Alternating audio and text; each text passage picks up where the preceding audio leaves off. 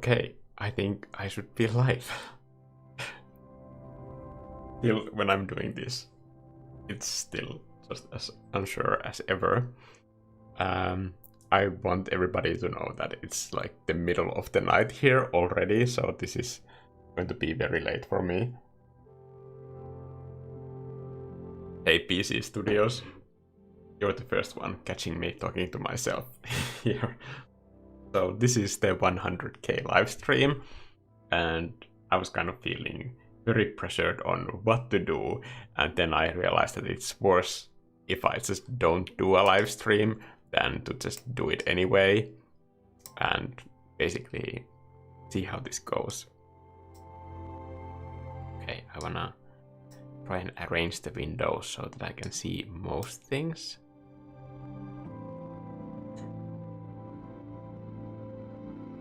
I think that should be it.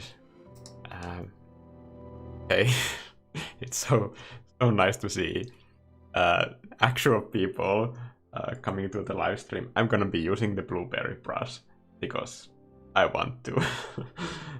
No other reason.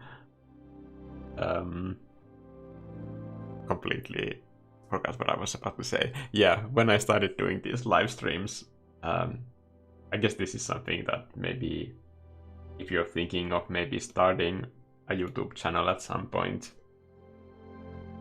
you might want to know that I did this for days and days without anybody watching any of these, and it was super awkward talking to myself.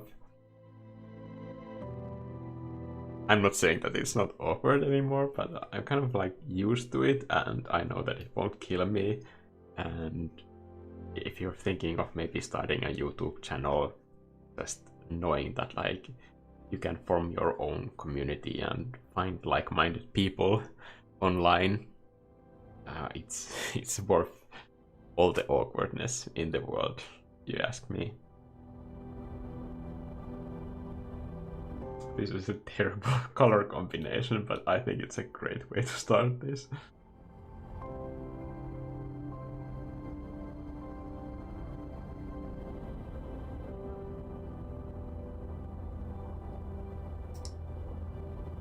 I'm trying to rearrange the window so that I can fit everything in.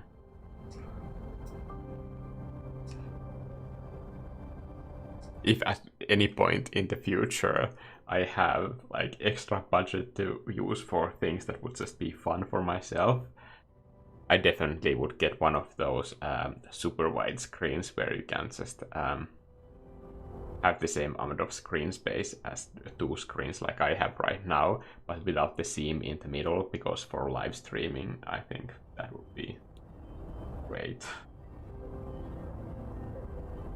No such luck.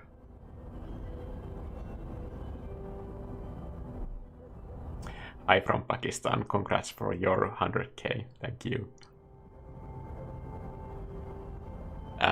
The reason why I wanted to start the live stream so late, even though it's like 11 here, I would be normally asleep by this time. I sleep like a granny. Is that I have so many people watching my videos from North America, and a lot of the time it's only like convenient for me to have live streams in the mornings, because that's when my dog is sleeping or having her beauty nap.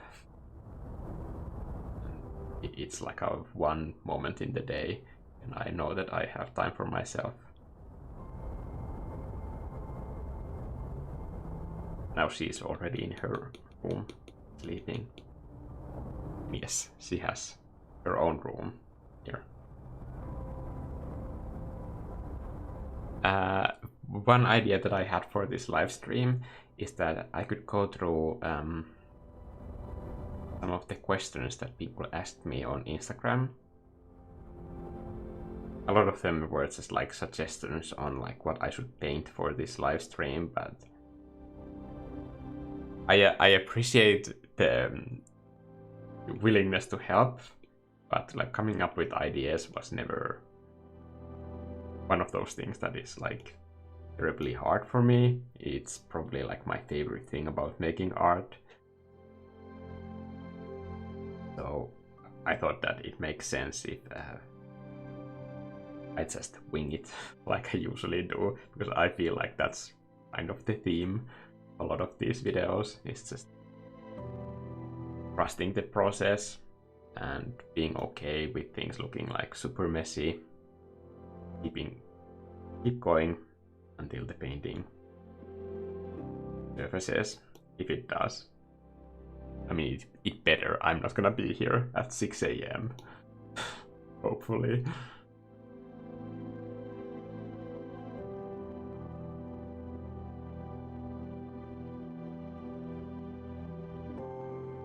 And if this takes super long, then I will have a break, because I've noticed that it's not good for me if I like avoid drinking for multiple hours in a row.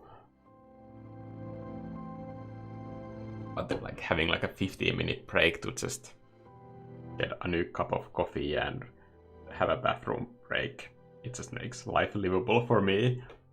Also, when I get up from this chair, I always feel like a living corpse. So good for me to move around a little bit. I guess I'll use one of my timers that I have made.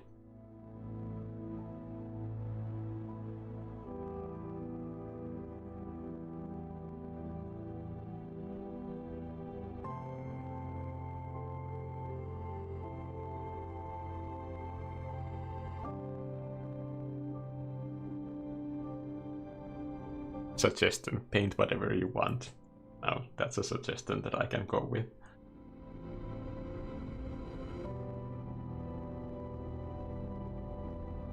I kind of like this palette, but like I'm not using it really well yet, at least.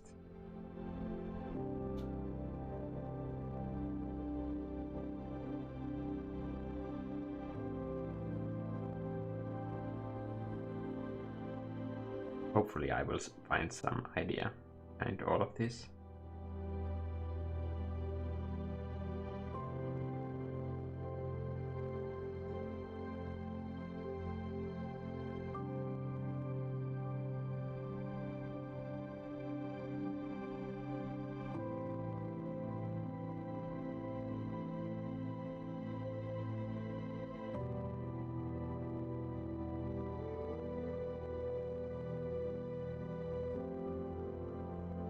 Also, my apologies to the people who have been looking at the 4 hour and I think it's almost 30 minutes video that I posted recently, because this is the playlist that I made for it, but edited for a live streaming.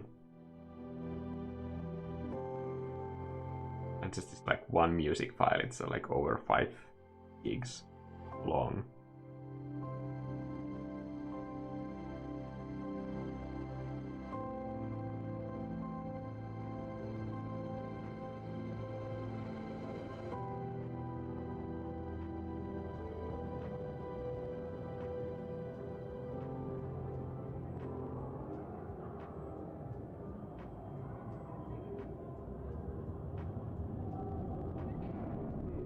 Also, for people who wonder, what is this channel? Who is this guy?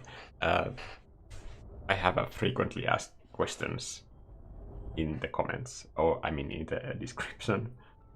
There probably aren't any comments to this video. Usually people don't comment live streams.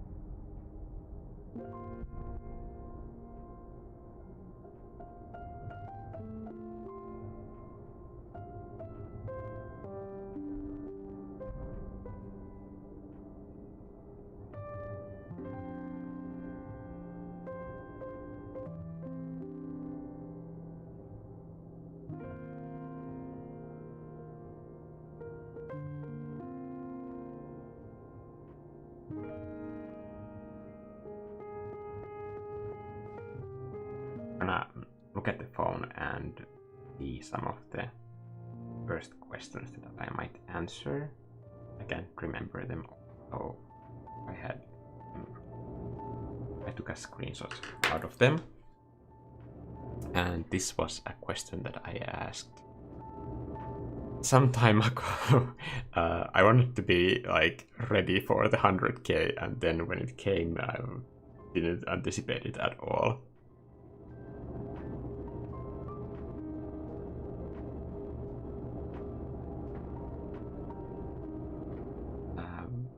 Seems like a lot of the questions were tell a bit of your own story, or tell us your entire YouTube life of art journey through one painting. Well, maybe not through one painting, but maybe I could like explain it here in this live stream. So for those of you who don't know me that well, when I was a kid, I was kind of like very introverted person. I guess I still am in some ways, and some ways I'm not. I'm not really sure that I believe in the whole binary introverted, extroverted thing, because for me it's very situational, depending on the situation.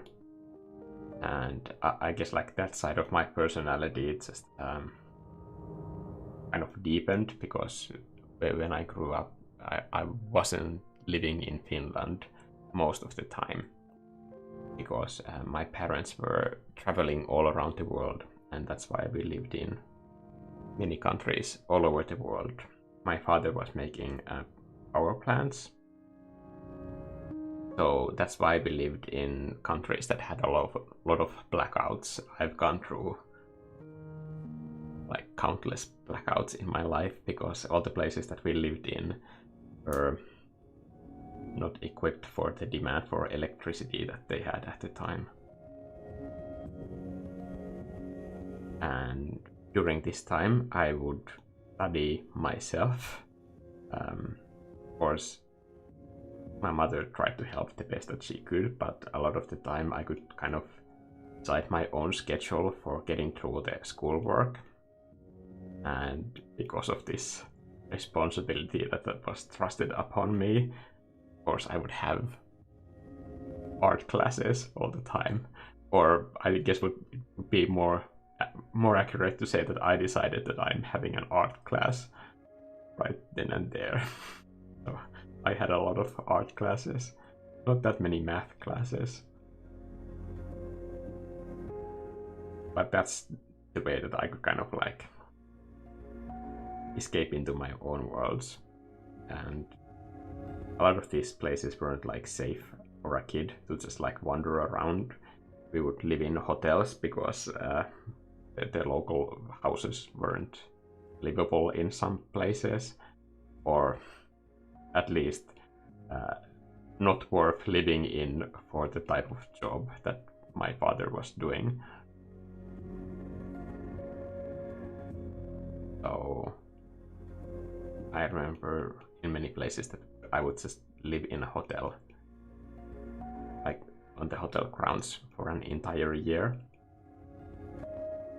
which is great in some ways, and I get that. But at the same time, when you don't get to leave, you aren't exposed to as many experiences that as a kid you would like. So that's why I think a lot of my paintings are inspired by the places that we lived in, but at the same time kind of my way of like escaping and seeing more things, more places than at the time I physically could.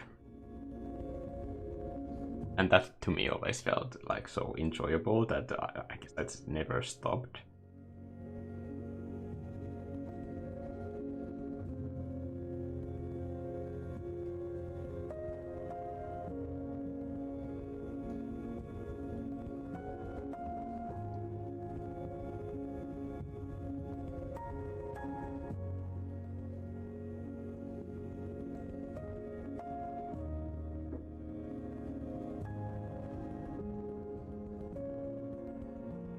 Somebody asked me, have you used heavy paint for the iPad before? No, I haven't. I just saw it on Gumroad today, but I guess it's not on sale for iPad there. I guess it might be as an app already on the App Store. But that was the Android and PC version, I think. That was on sale there.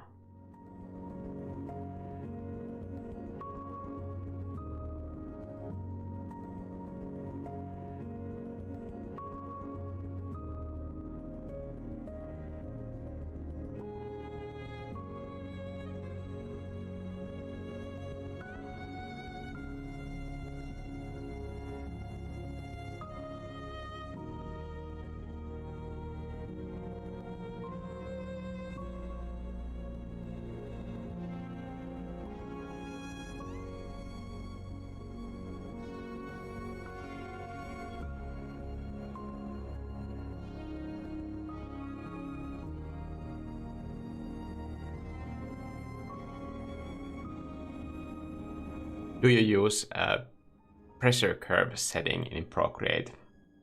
Arina is asking. And yes, my pressure curve looks like this. So it's curved upwards because I have extremely light touch. I don't have a deft grip on my Apple Pencil. So if you are prone to pressing really hard, you might want to curve like downwards and see if that feels natural to you. But preferably, you should never go into that menu if you don't need to. But I have done that setting so that I can get like the full range of pressure in my own brush strokes. Because if I just had the default diagonal pressure curve, that would mean that I will never get those like bigger brush strokes when I like do my own brush settings, for example. And if I, for example, have a brush that increases in size, when I press hard, I would only get the smaller sizes if I didn't edit the pressure curve that way.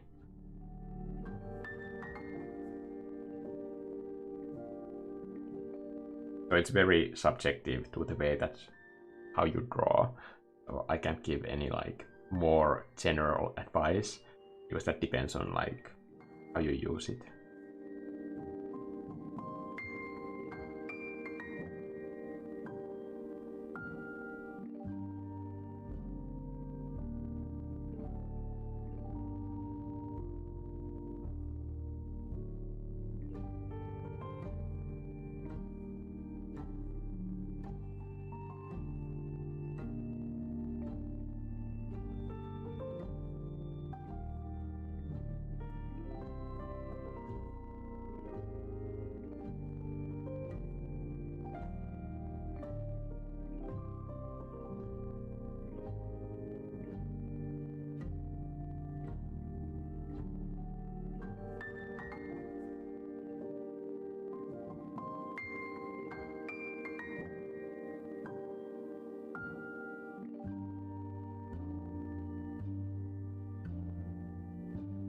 One of the things that I didn't know that I would love as much as I do is creating these playlist mixes. Even though they like take a lot of time, but it's one of those parts of the process that where I'm just like really enjoying my work.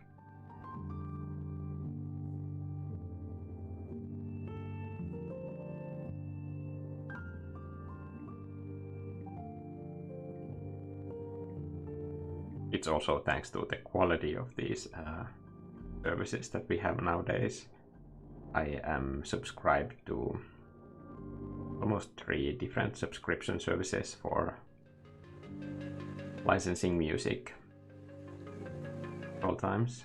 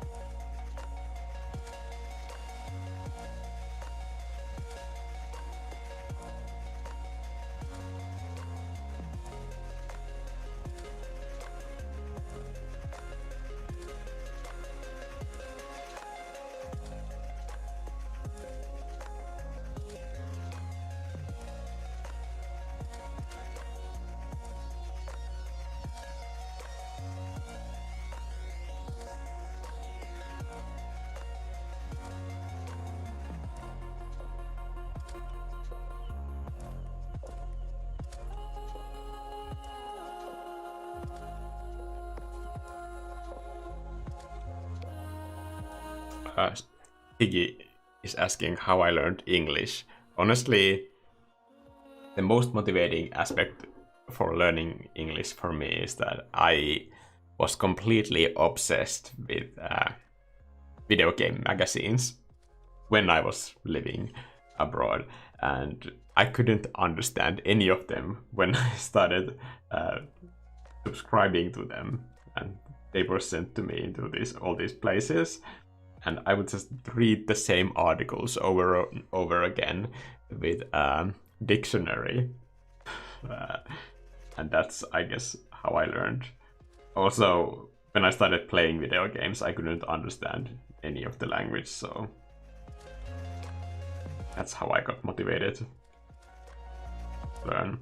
I wish that I had lived in some country that required English skill more at an age where it would have helped my pronunciation a lot, but like, I can't imagine what part of my life I would take out to make that happen. So you can't really regret things that you didn't do without taking into account that it would remove one whole part of your life.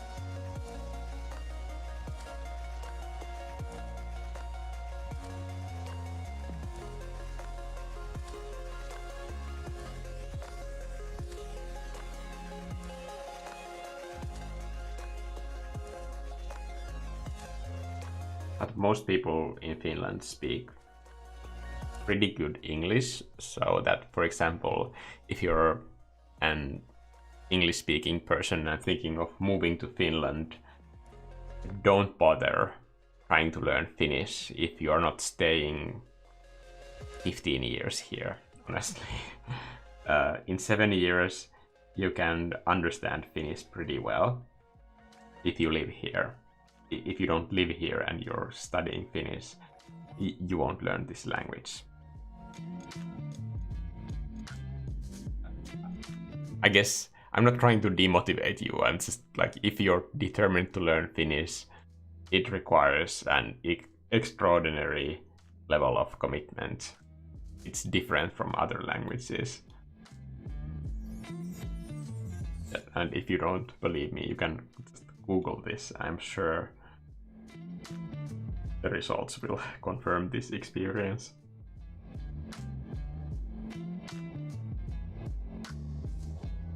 I don't think my eraser is set to a blueberry. I set these all at once so I don't have to worry about it later.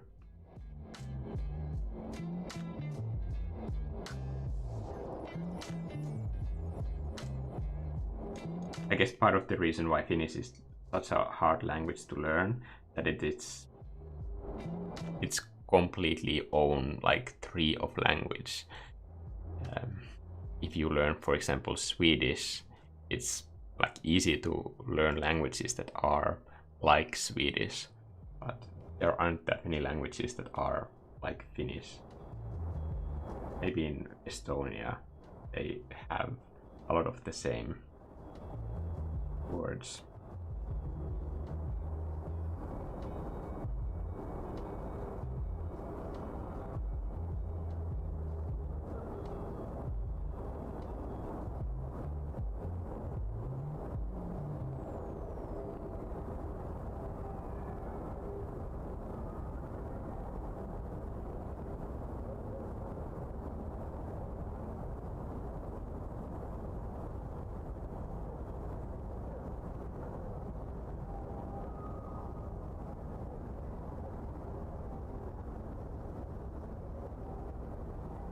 Caribbean Queen is saying, my paintings always end up somewhere in between what I envisioned and some surreal. That doesn't sound too bad. Like, is that supposed to be complaining or just like, are you flexing? It sounds pretty awesome.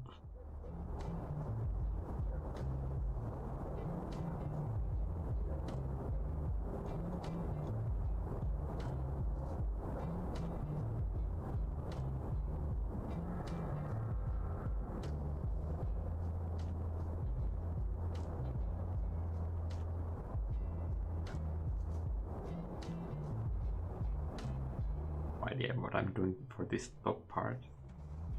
Maybe I don't even need to get to it at this point yet. Figure it out. I hope.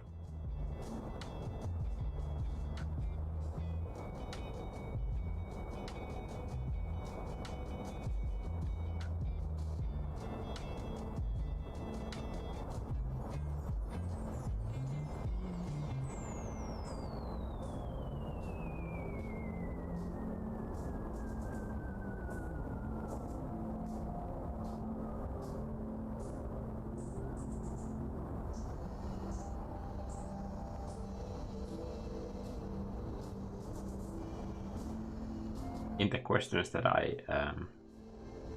asked about this live stream, somebody was suggesting that I should paint Italy, and for that reason I'm doing at least one cypress tree right here, maybe two. This cypress tree is just for me.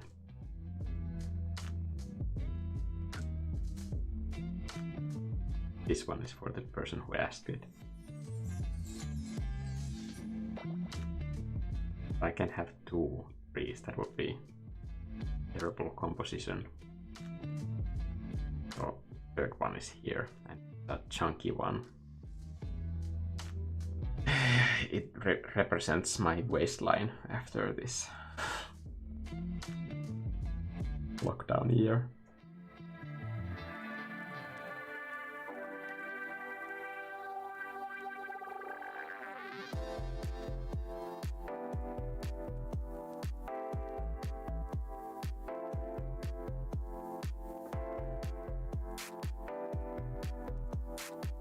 Michael is asking, do you suggest to use reference images? Yes, always.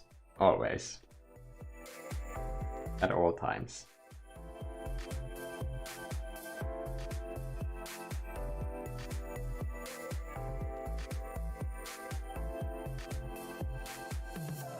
I would probably use one right now if I wasn't doing a live stream. Or recording my painting processes, honestly.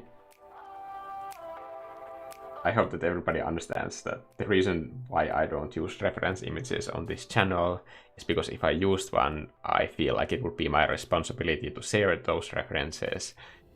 But I can't afford to buy the rights to all kinds of images that I use as a reference. But I take a lot of reference images myself. For example, whenever I see a horse, like every time I see a horse, I have so many pictures of horses because I don't understand how that anatomy works. I need tons of references, and whenever I see a horse, my brain immediately goes to like a free reference for horses. Take pictures, you idiot. And so I have tons of pictures of horses and everything else that I feel that way about. But this is a subject matter that is difficult for me to draw or paint. So whenever I have a subject like that, I always try to take as much my own reference images as I can. And the way that I take reference images is that I try to take as quick photos as possible. The problem with this is that these days phone cameras have become so amazing that those look kind of like unintentionally awesome a lot of the time, and I hate it personally. I hate it when I have a fantastic reference image that I have taken myself, because I feel like, okay, what's the point of doing a painting? Like this photograph looks great, so I need to have something that I can add to it. Or if I do a photograph, if I do a portrait of a person, like I have done a few times for different album covers. Once, for example, there was this electronic music artist that I was meeting for the album cover, and we were talking about reference images, and we had already agreed that I'm going to do the illustration. So we were just, the subject of reference images came up, and I took my phone like this. I didn't even look at the screen, and I said to him, it's done. I got this. I'm gonna do a portrait of you. And it's like my favorite album cover that I've ever done. And it was so much fun to do because the images look like crap, but I had enough of them so that I could look at the three-dimensional shape of the face from just like snapping like crazy bad photographs. And never in that process did I feel like I'm replicating this photograph to get the likeness into this album cover, and I always felt like I'm creating something myself that is better than these like crappy photographs. I don't know if anybody else has this issue, but like that's the way that I avoid that feeling, because if I feel like I'm just using a reference in a way that like I'm just repeating the exact same shapes on my own canvas, then what's the point of doing that? Like, we don't need more pictures in this world. We have enough pictures. Like, we're good. Like, as a society, we don't need more pictures, but we need art. And that, I feel like, is a bigger purpose that can motivate me. But just doing an accurate depiction of something, I don't feel like there's a need that I need to do that. If you need to see what a horse looks like, go Google an image of it. It's probably much better than I could ever do anyway.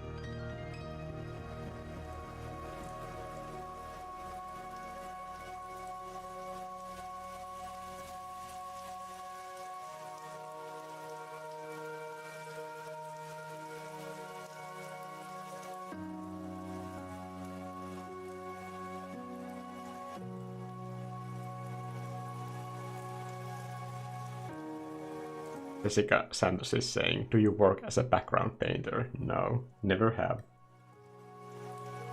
I don't do backgrounds.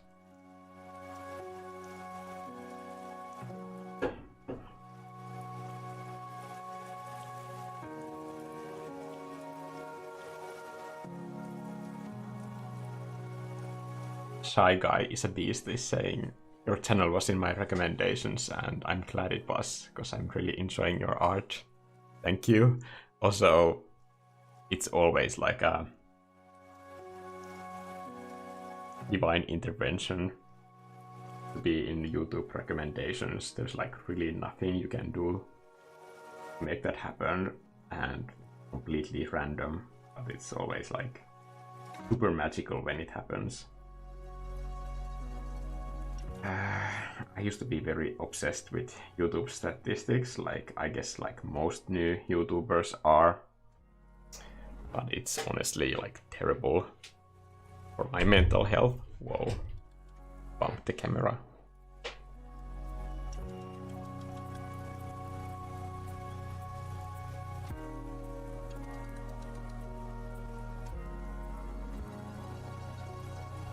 What do you work, if I may ask? You mean like, what do I do as a living?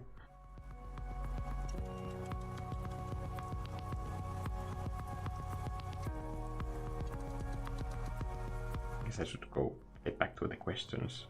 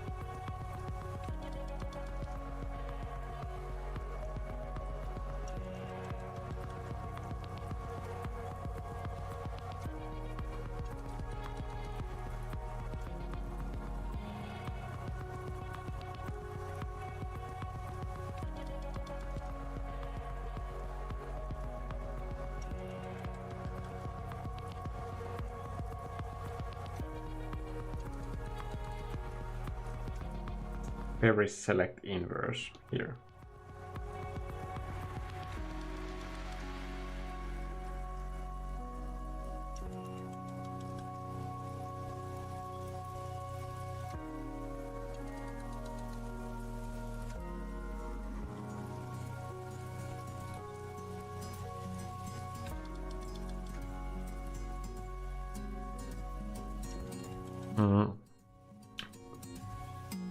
What drew you to Procreate with so many other great options out there? Honestly, it's just simple, and I think a lot of people look at me using Procreate and think that that is some sort of a statement on the quality of the program. I mean, Procreate is great, but you can paint with any application that has brushes that you can create and edit, blend modes, and layers. That's pretty much it. If your program has those three features, you can use it for painting just as well as any other program. Why I personally chose Procreate over anything else is that it has all of the extra stuff out of view when I'm painting. And I used to paint for over a decade on Photoshop exclusively. And Photoshop is not meant for digital painting. And as someone who has like worked in the industry for over a decade and done video games using Photoshop, it's not for digital painting. And some people feel that is a very aggressive thing to say, but like I stand behind that statement. I still use Photoshop every week, all the time. It's amazing for editing. It's great. I edit all of my paintings on Photoshop, but I don't paint on Photoshop anymore.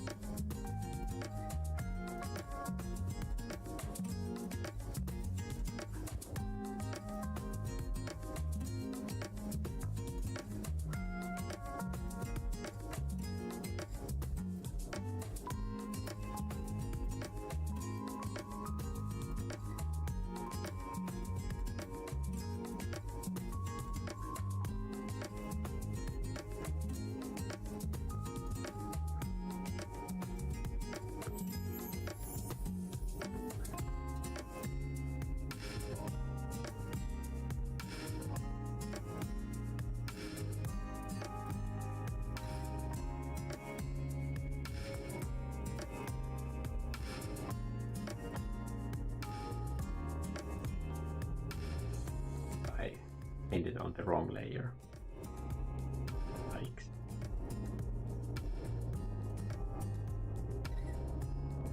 Now this action that I'm doing right now, it would be easier on Photoshop. In case you think that I have something against Photoshop.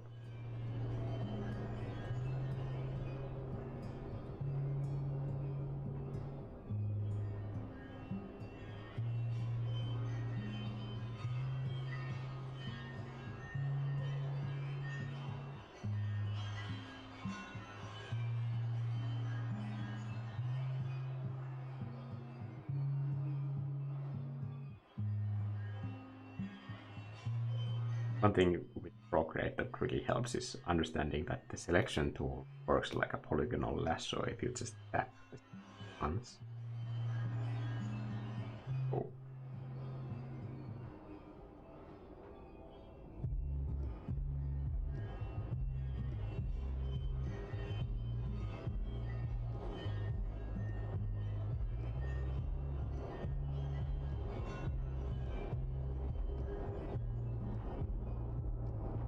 I'm gonna increase the canvas size and see if it needs to be increased.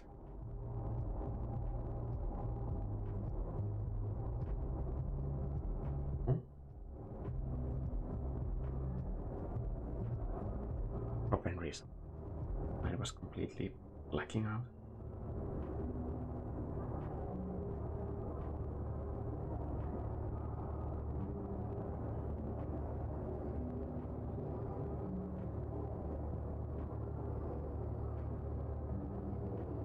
$17 seems like it's a bit much, but it's a live stream, so I have like different standards for live stream. And if I need to increase the resolution later by hand painting, then that's what I'll do.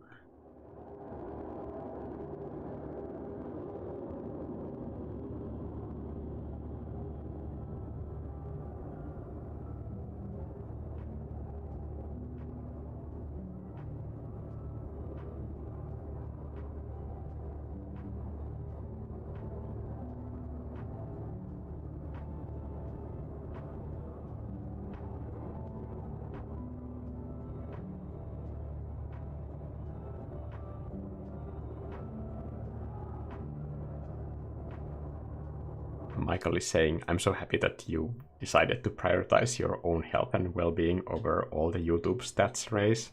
Yeah. It can get a bit crazy.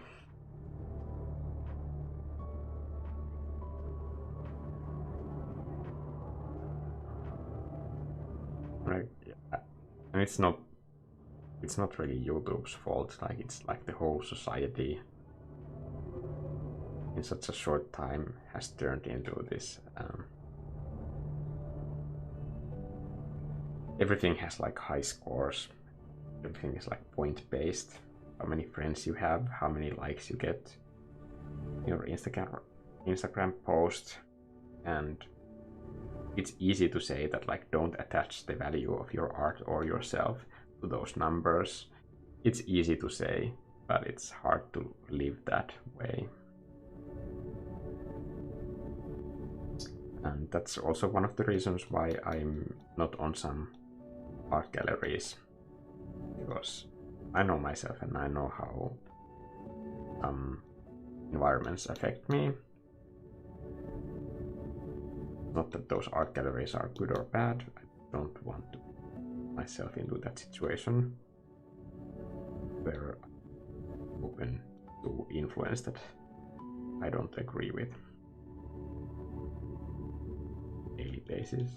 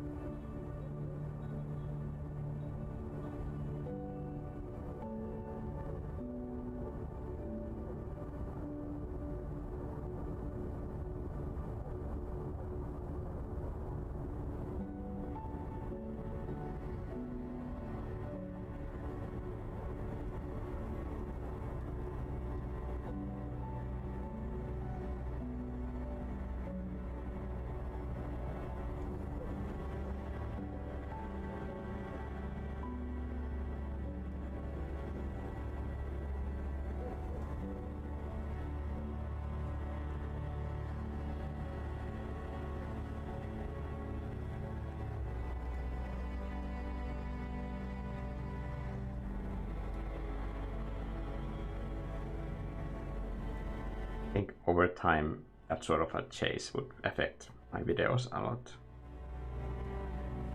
And when I was thinking about this YouTube channel and how long I wanted to make this channel over the past few years, really, I felt kind of like relieved that I didn't start sooner. I know that most YouTubers say that like they wish that they had started sooner so that they would just be like further along. But I honestly don't think that this channel would have like taken off the way that it has at all if I was the kind of person that I was a few years ago, because the way that I was so competitive and just going through such like hard challenges in my own life that I don't think I would have had the sort of like same mindset I have these days about art and creativity and how I really believe that it deserves and should be part of everyone's life that is ready for it. Like that whole message, I feel like it's now really important for my channel, but I wouldn't have been ready for that message myself earlier.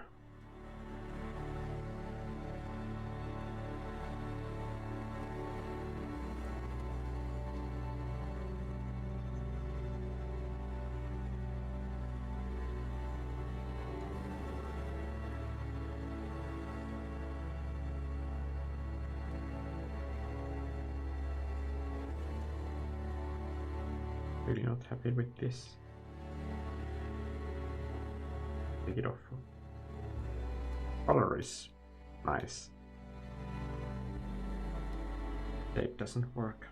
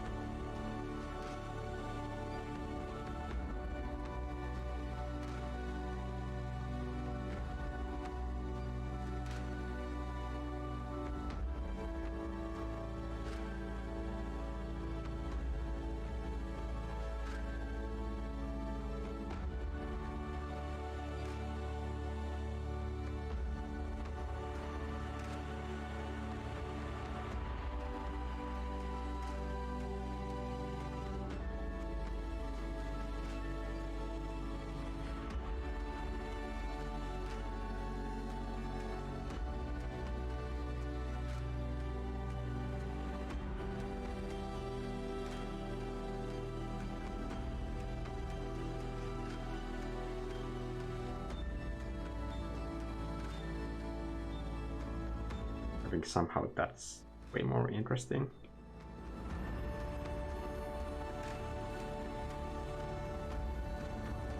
Like a temple-like windmill. At least I haven't seen that a lot. Not that it like matters. Like I don't care if my art reminds you of whatever. I really don't. I made a whole video about this.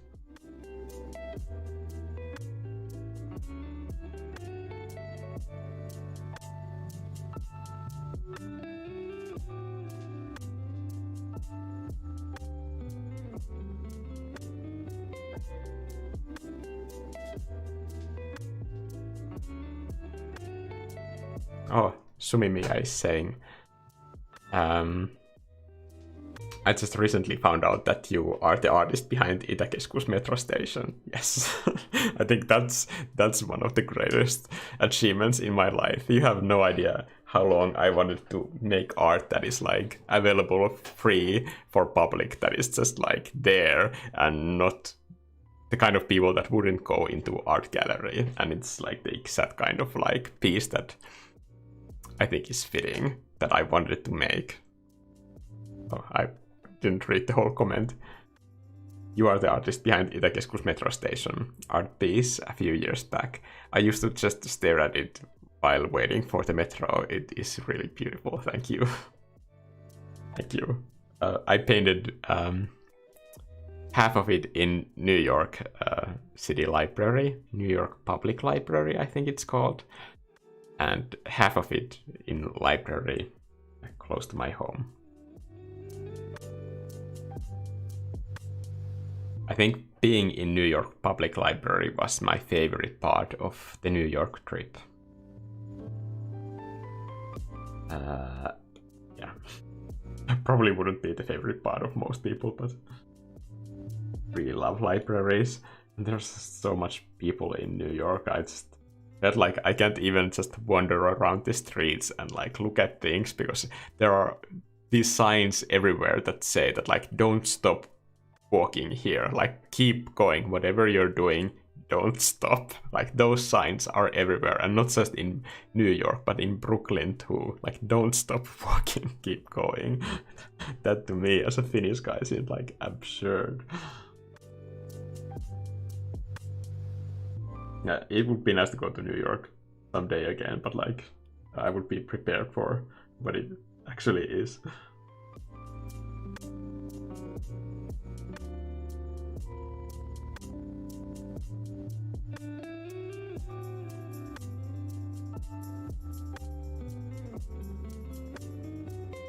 I feel like these colors are completely in reverse to how they probably should be. So maybe I'll try and fix that. Should this sky start making sense also? Probably.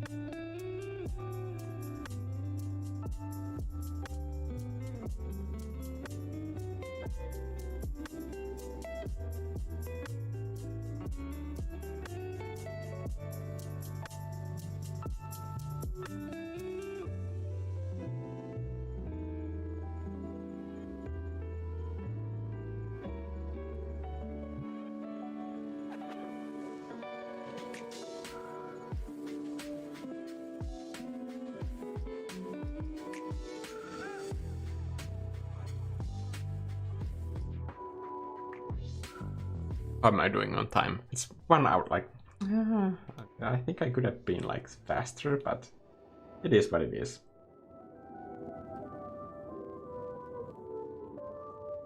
I could salvage some of that hue variety on the bottom half of the image before I completely run it over with this craziness.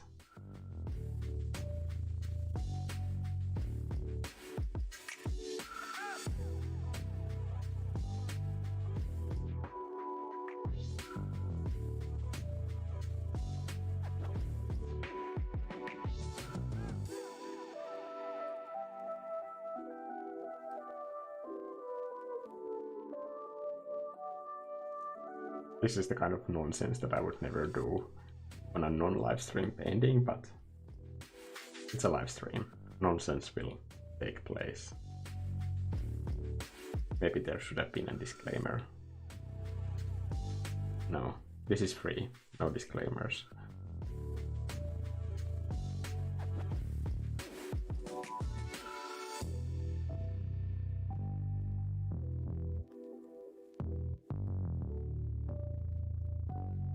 But it's surprising that if you want to kind of like give art for people for free, like if I know it's kind of like a vain thing to say that like people will enjoy looking at my art, but there are so many ugly places in Finland that are just like public spaces or like public buildings that were built sometime in like the 70s that look just terrible. That I think most people would easily agree that a painting there would look nice. And if you want to kind of like improve the situation of people, you have to go through so much red tape to make that happen. I mean, I would love to make paintings, even for free, for public places that look ugly, but it's just a complete war zone if you want to do something nice for people. And I think that stuff is much better in US in many places, like for example Portland and Seattle. A lot of like great looking public art everywhere. And it doesn't have to be great looking. I think that's one of the points. Like, just because it's like public art doesn't mean that it has to like go over some sort of like skill threshold. If you have a culture that is not that fussy about what art should be put here, you don't have to commit to it for the rest of your life. But like, I feel like when a statue is put on a public place in Finland, it's there until the sun burns the stars out of the sky. Just weird. I think we also have a bit more grossly serious relationship with art, which I have always had trouble with, because in most Finnish people's heads, the word art, if I say that this is art in Finnish to a Finnish person, they don't hear that I am making a statement that like there's art here, but the word art in Finnish language in a sentence like that also implies that this is somehow good. And if it's not like according to their own sense of aesthetics pleasant, then it can't be art. And like, this is like nonsense. Like, those two things have nothing, like literally nothing in common. It could be a bag of garbage and I could say that this is art. That doesn't mean that I like it or I think that it's skillfully made, but like, it is art. If it's art, that's it. It's not a quality statement. I think this idea is like really, really hard for most Finnish people to understand. I guess the same stuff is like even worse when it comes to digital art, because people think that like if you say that this is art, you're making a statement that this is great art when people are talking about digital art. I'm so obsessed about this part because like I think language really matters when people talk about these things, and it doesn't offend me what people think is art or isn't art, but when they say that this is not art because it's not skillful, like I feel like horrible watching the harm that that person is doing to their own self at that moment, and their own like boundaries of creativity are just like closing in front of my eyes, and I'm like, oh my god, don't do this to yourself. Like you can just stop.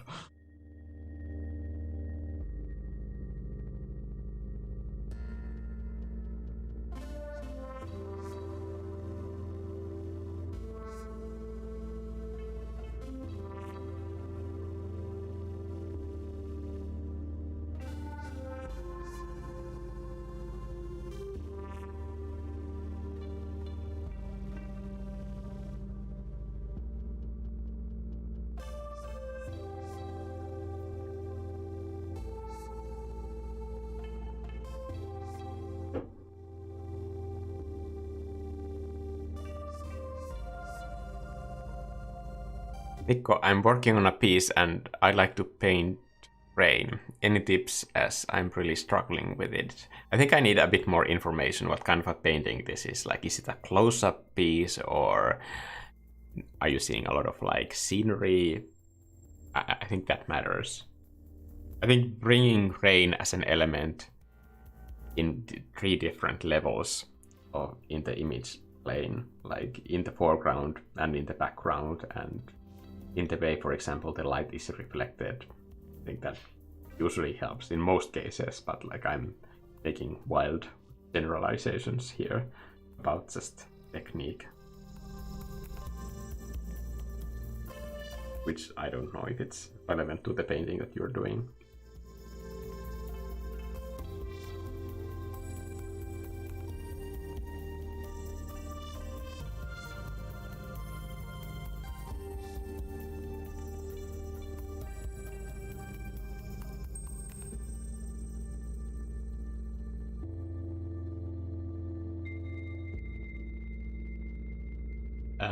Question, Mikko, don't you think to create an online course of paint on Procreate? I think right now all of my educational energy is focused on this art tutorial videos that I'm making for my members, called From Beginner to Advanced. But it's not really software specific.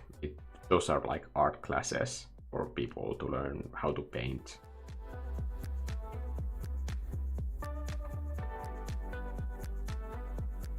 I think I will do a course like specifically about Procreate later. I don't know how I will do that, but I've been thinking about this idea recently that like if I do, for example, stuff like that someday, then I would like to also release it to the members anyway. I don't know if that content would be permanent or just like for a limited amount of time, but I think it would be nice to just release it to them first. But I would have to, I am actually like, I'm in the process of like emailing back and forth with one of the vendors to find out like if they allow that sort of content that is also available on a system like YouTube.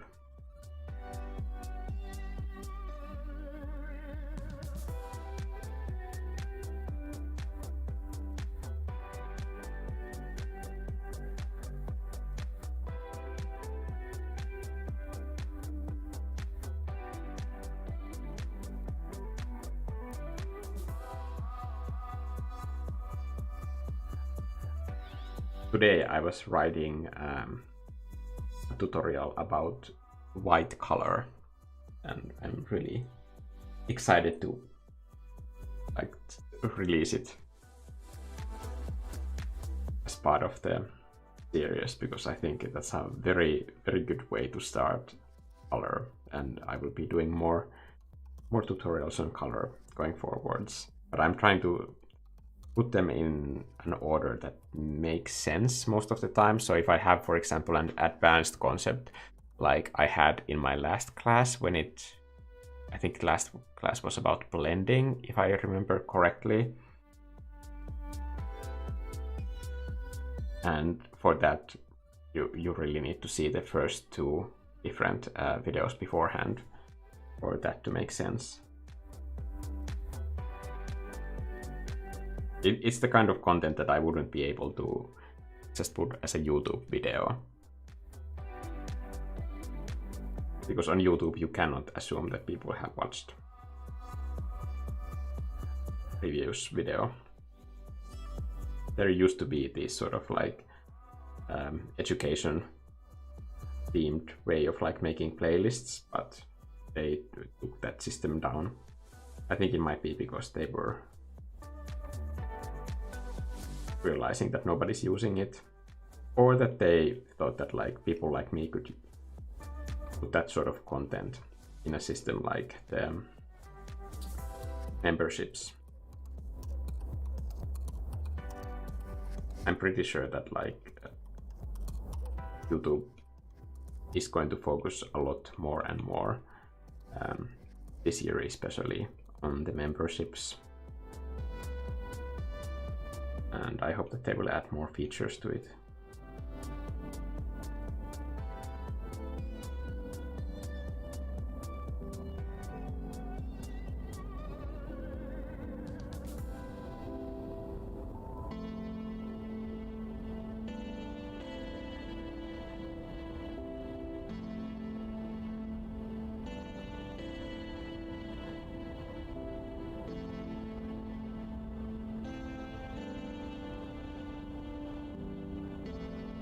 Regarding the next iPad, I just got an email today that there is still no stock for the iPad that I have ordered. I thought that I would get it at least by Friday, but it might be that they just didn't have almost any stock. I ordered it the day that the pre-orders happened, but it might be that they had so little iPads to sell that doesn't matter. I will still probably need to wait for it for a long time.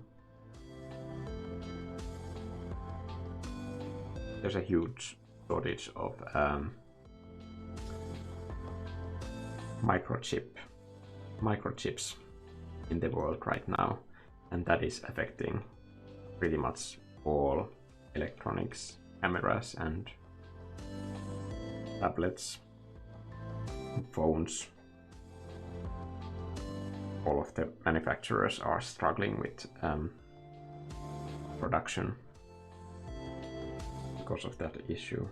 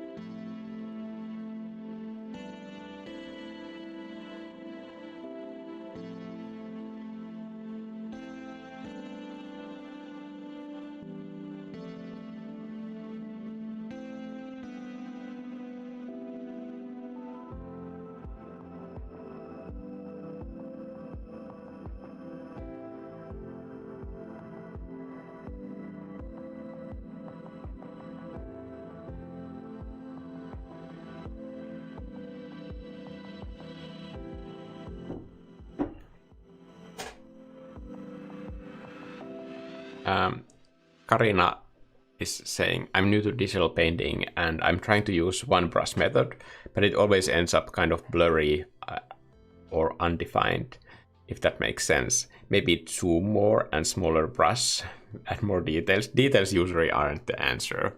I'm just gonna say that, like, if you're new to digital painting, even without seeing your work, I think probably having more details isn't the way to go. I can see myself in the camera and it looks like this whole cord is choking me. Distracting. Wait a second. Whoa.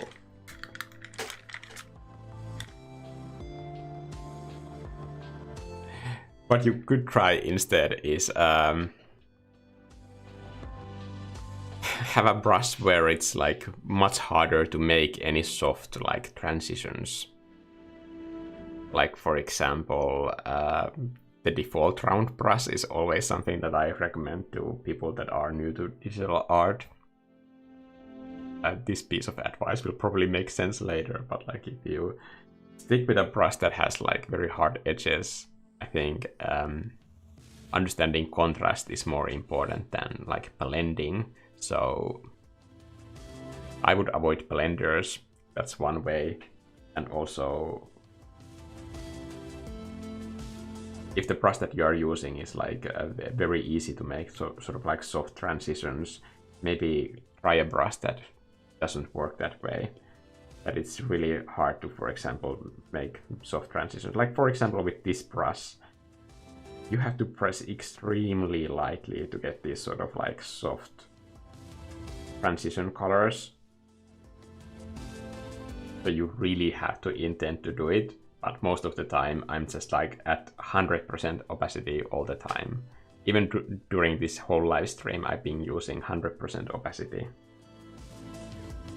Like, all of the time. You don't really need to touch the opacity if you're just using the right kind of a brush.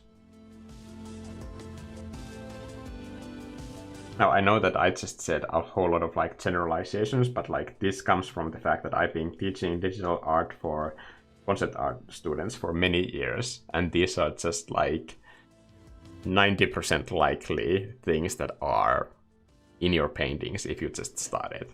Probably not all of them, so you disregard those parts, but like I'm guessing that I got at least 3 things right.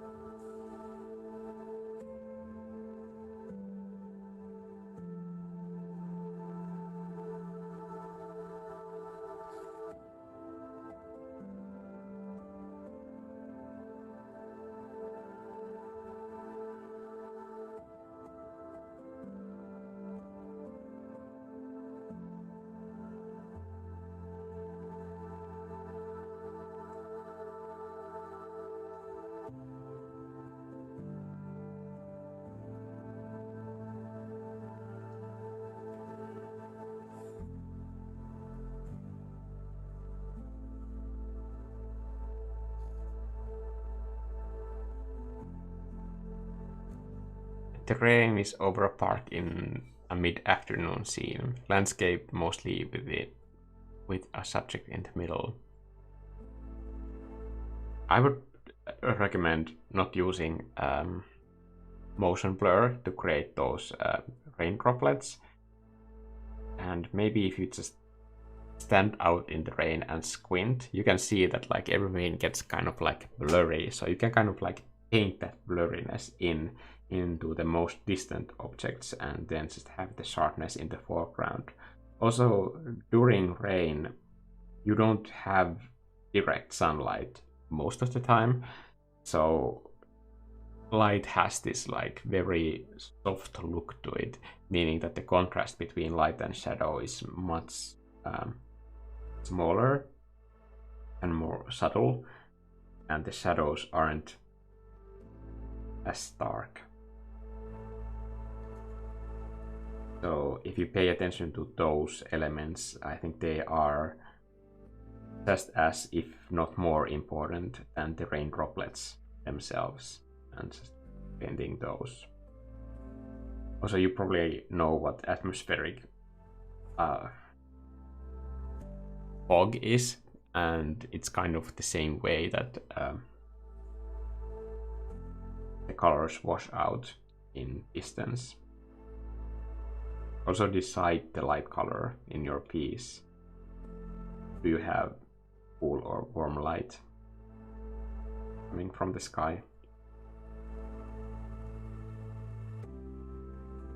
And then just use that to come up with the colors in the far distance, because they will have more of that coolness or warmness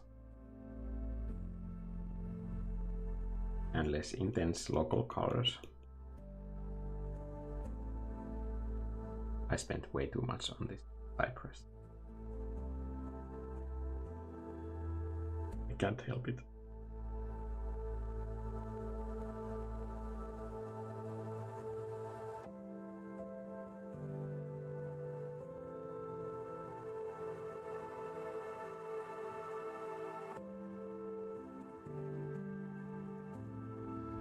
I think I need to kind of like merge things together, because it's very stressful to have everything on separate layers. So what is this? Do I need it? I guess I do.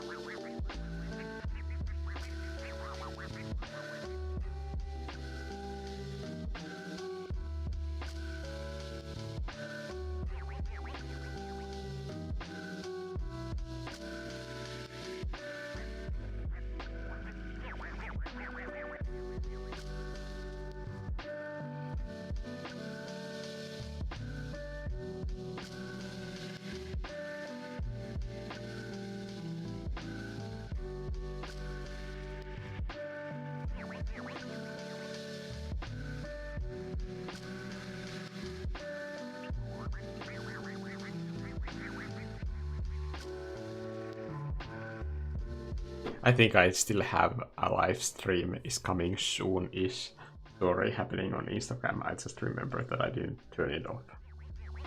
Oops. Like, take it off.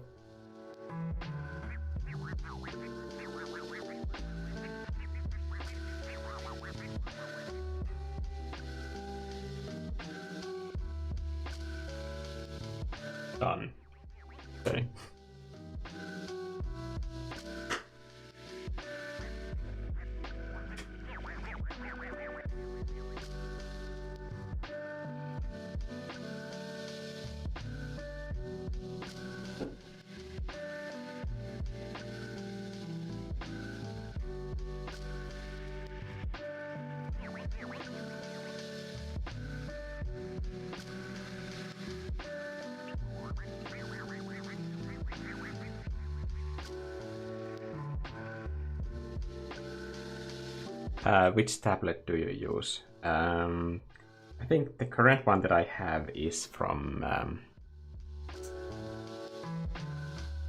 I gonna say 2019?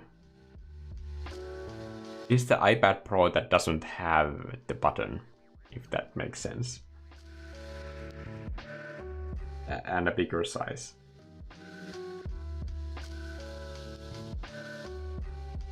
But I have bought the new M1 iPad, so hopefully I will get it at some point. But I don't know how long the delivery is going to take. Might be a while.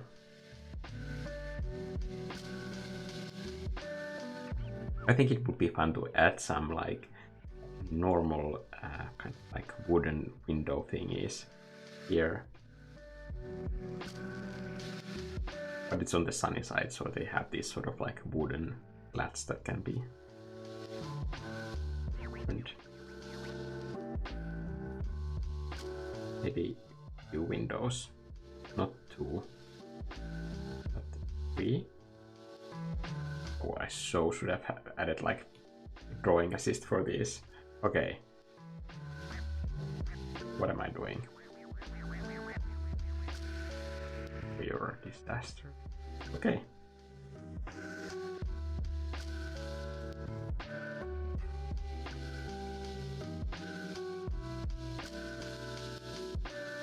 Like whenever you think of a way to kind of like cheat for time, do it. Like that's my advice.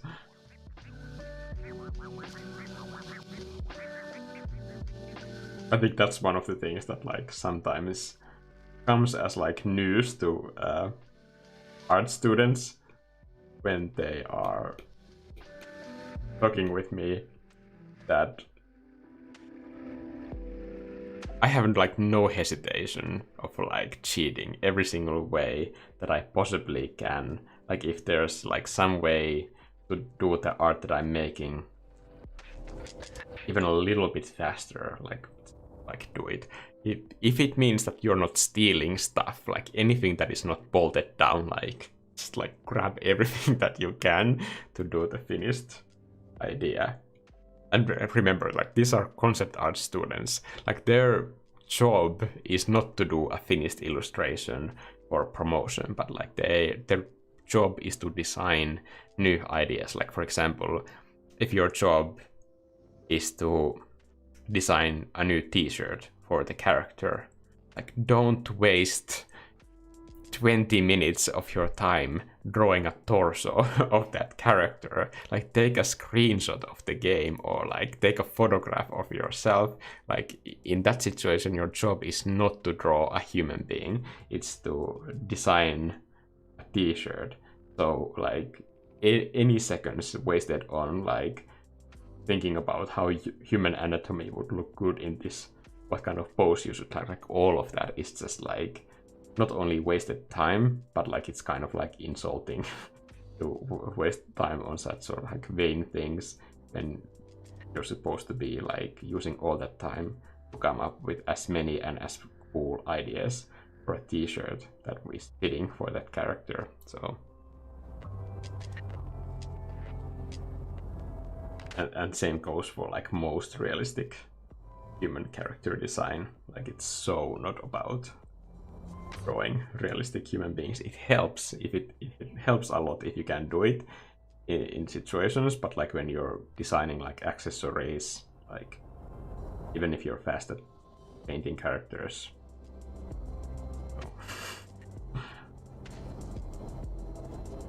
you would have to be like amazingly fast to make it worth the time wasted on that. That could be used for design. Drawing a human being is not designing character. I'm only saying this one example because most people think that it's the most shocking one, that they feel kind of like appalled that somebody's saying it out loud. But the same applies to everything. Car, paint jobs, motorcycles, whatever. Don't use that opportunity to like, okay, I'm gonna learn how to draw motorcycles. If that is a thing that is not already in your tool set, that's not the moment or the opportunity to get that skill.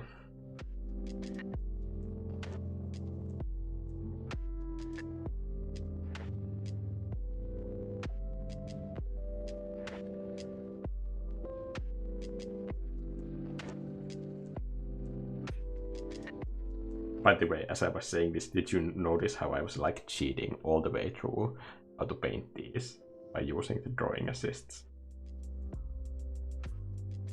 Not because it's like the real and authentic way to do this, but just because it's the fastest one.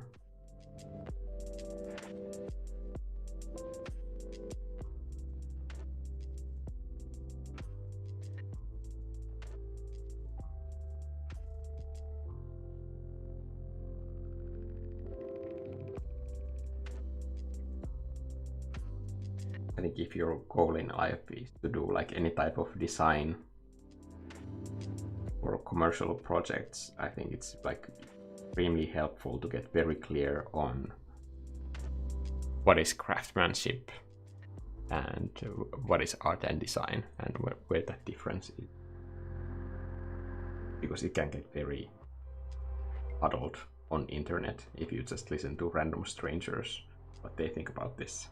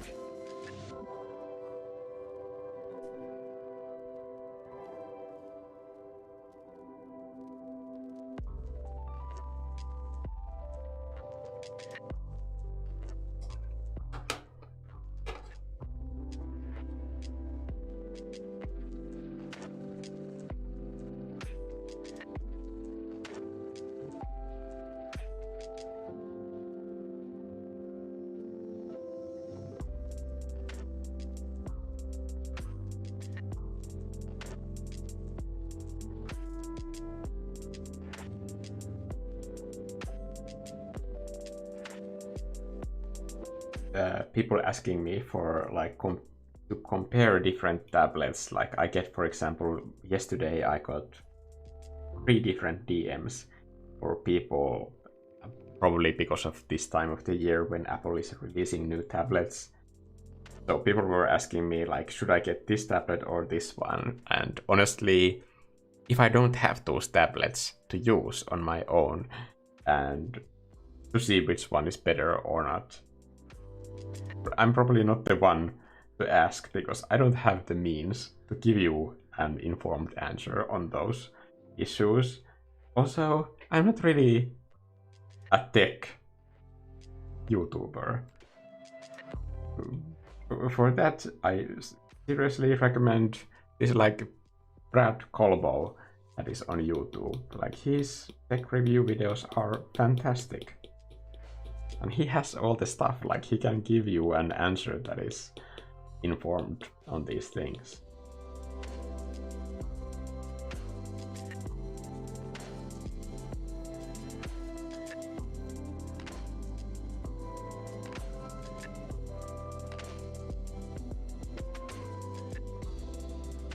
My own personal opinion on screen size is that like I only use this size of a screen because I'm on YouTube. Because if I used a smaller screen size, that would mean that my hand would cover a bigger area of the screen as I'm painting. And that would harm the look of my videos and the clarity of them.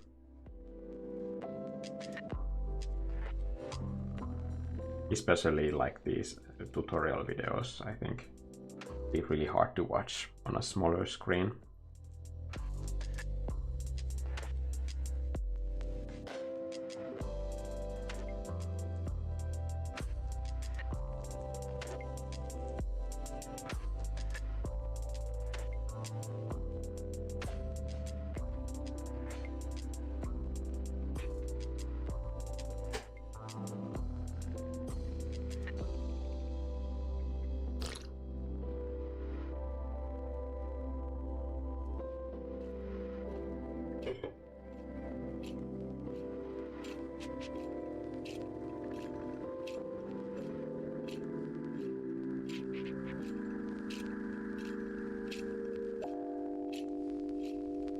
Mikko HD tech reviews. Yeah. Go watch MKB HD. I watch his videos all the time. He has all the fancy toys. Also, like the videography in MKB HD's intros is just amazing. I don't think many people realize just like how skillful the whole video team is in like editing and just shooting the videos. Like they're just visually so good looking.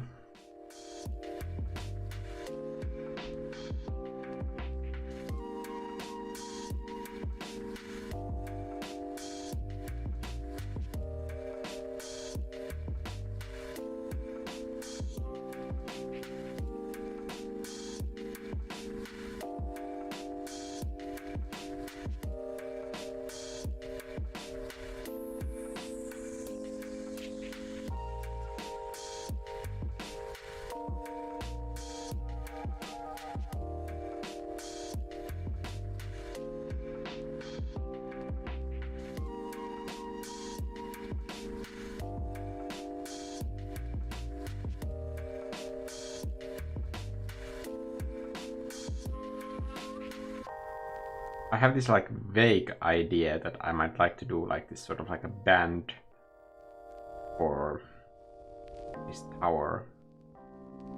Not yet quite sure what that would be in practice.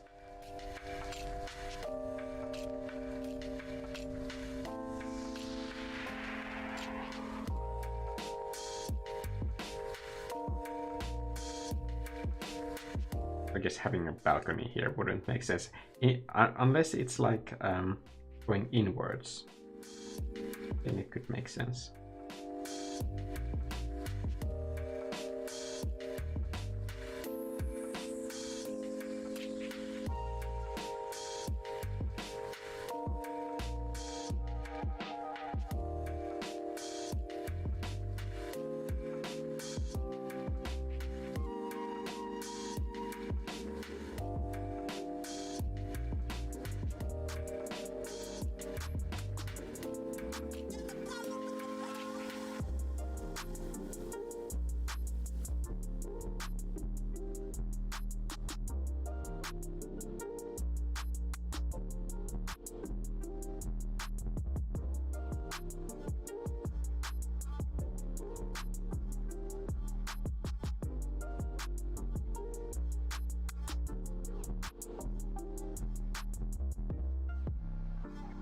I know that when I'm making this arc, it's probably like not symmetrical, but like that's stuff that I can like fix later.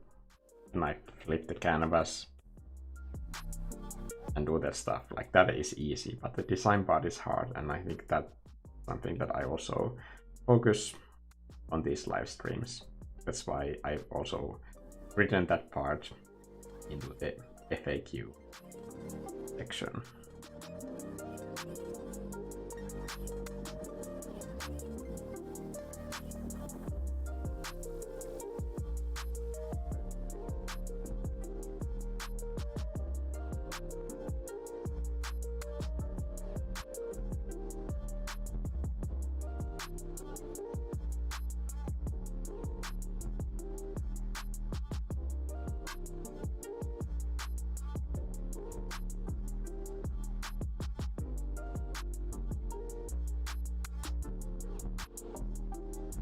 Maybe that could be a window or something here. I mean, like losing way too much time over it's like a tiny detail, but I'm gonna lock it in now anyway that I can turn to it later. The idea needs to be there.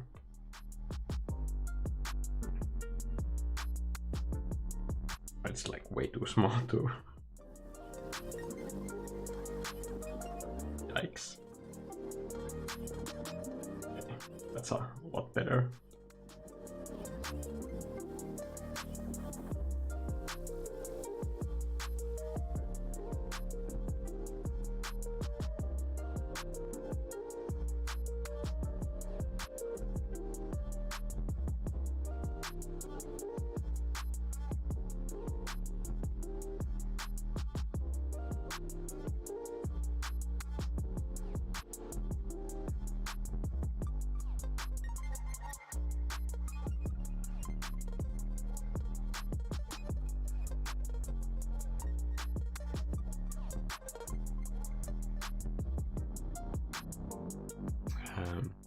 Do you still do pixel art?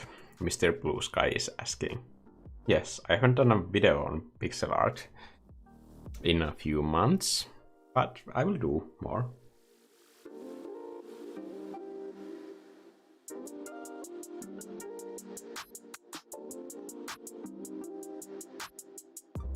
I have many styles that I haven't done videos on recently, but I will return to all. Like, there's not really any styles that I have permanently said that this is not something that I want to do anymore.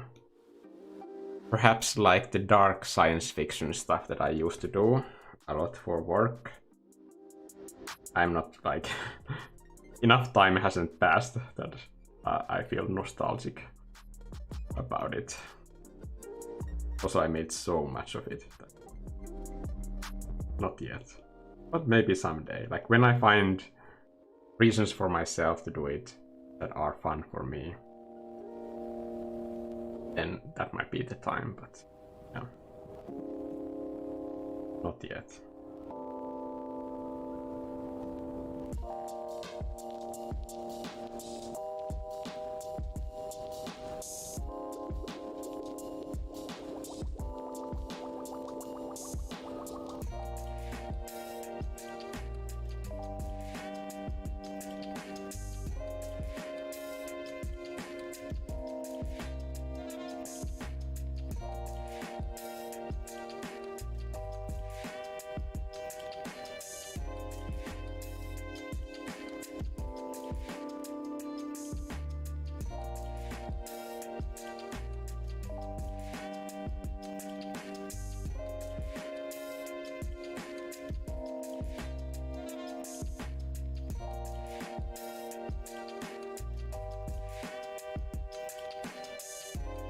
I think Subs is having a really good point here on chat that the Mini is also super portable, so you're more likely to draw a lot. I think whatever tablet or device or method of like creating art you choose for yourself, I think it's important to choose one that you do frequently, that you like to do, and something that you will carry with you everywhere.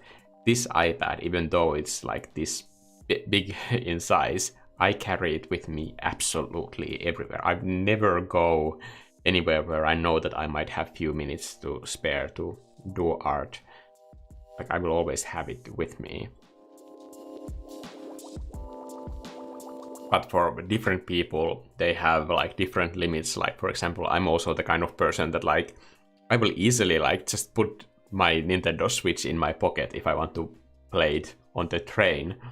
But most people don't think that Switch is portable system. So if you're that kind of a person, get a smaller tablet, definitely.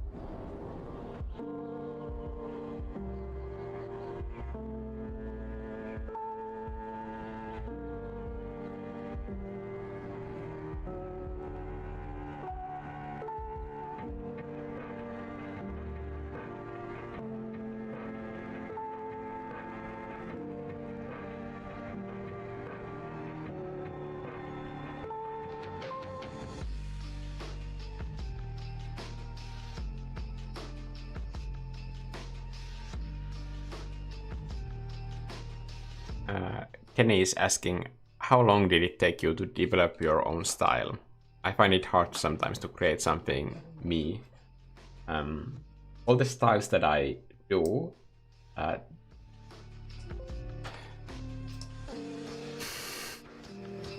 would like to say that at this point, I have, if I need to do like a bigger project, let's say that I was ordered to do like a full production, all the concept art for one production, then I could start work right away. But if that project involves its own art style, and if I'm in charge of finding that art style and directing it through paintings and visual material, it would take about 3 months for me to get into a rhythm that I can be that artist that makes work that looks like that. And after that, that style will just always be part of me and like my own style, and it will like over time slowly merge into my other styles, but like they will still keep their own boundaries.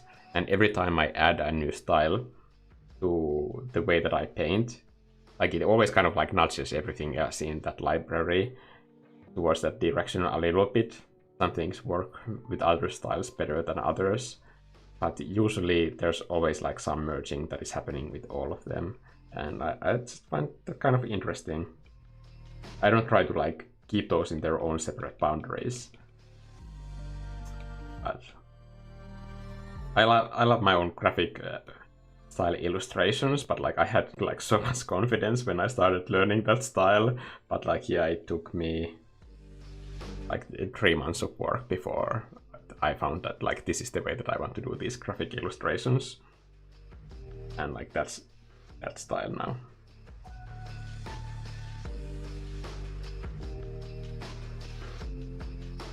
I guess with pixel art, it's kind of different, because I had like very strong vision of like what kind of pixel art I want to do for the very first like pixel art piece that I did, which is that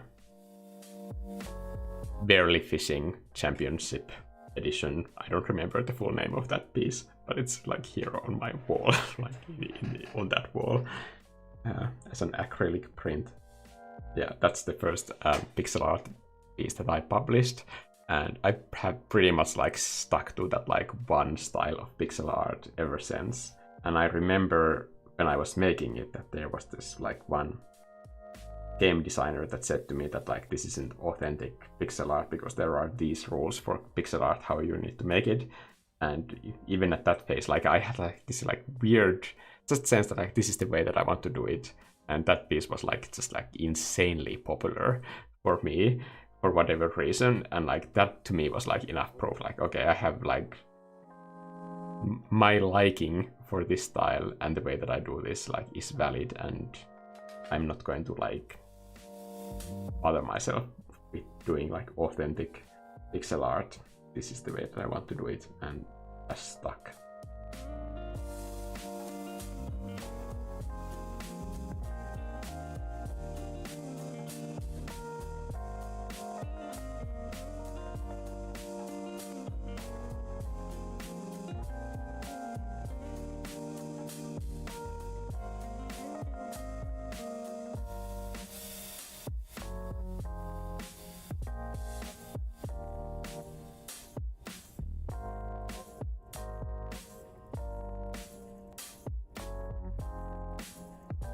But if you are familiar with the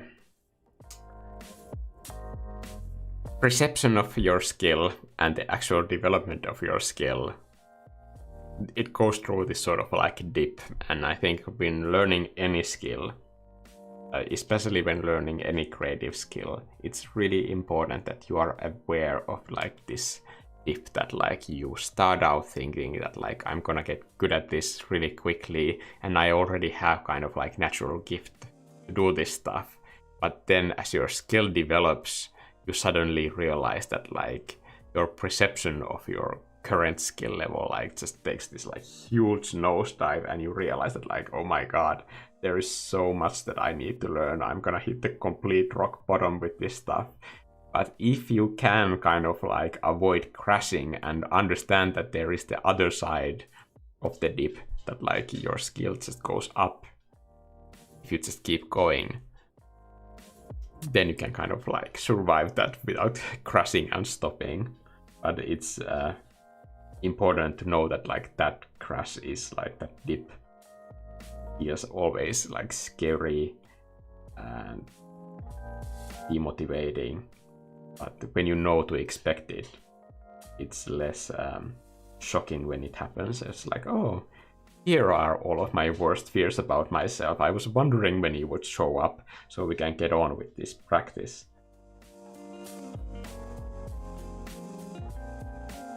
Like nobody is really like that Zen level, but like that's the level that you should probably like aspire to, especially if you want to learn multiple styles.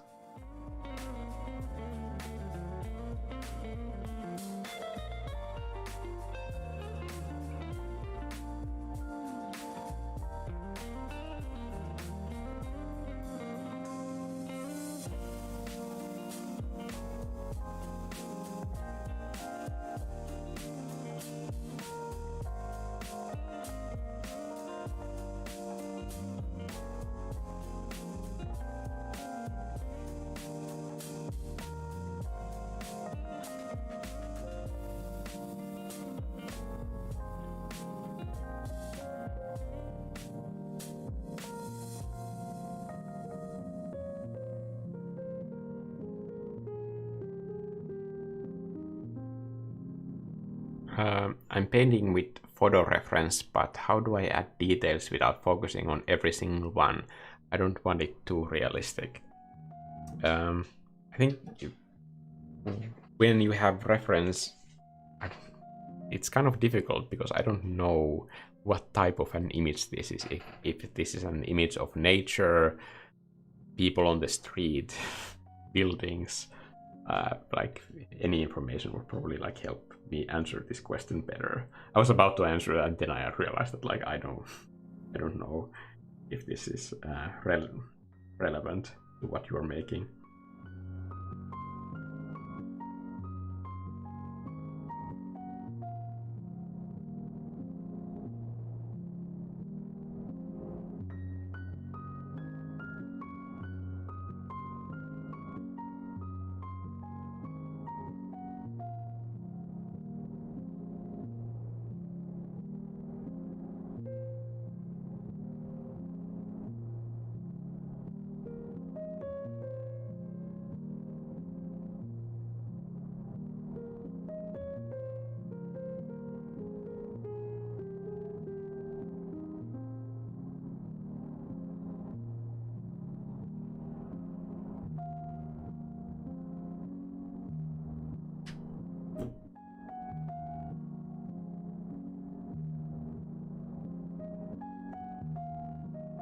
What do you think about the new iPad Pro? Did you get it? I have ordered it, but it hasn't arrived yet, so no comment yet.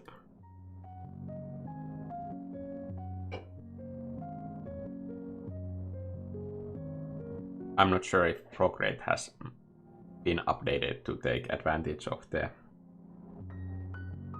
new hardware yet, so I guess that's when the actual difference that I will be able to perceive comes.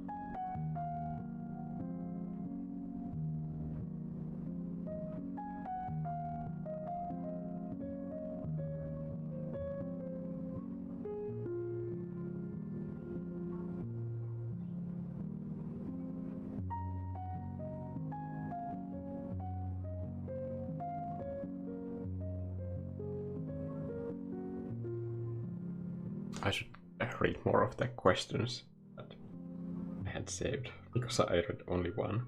I guess like I got through half of that.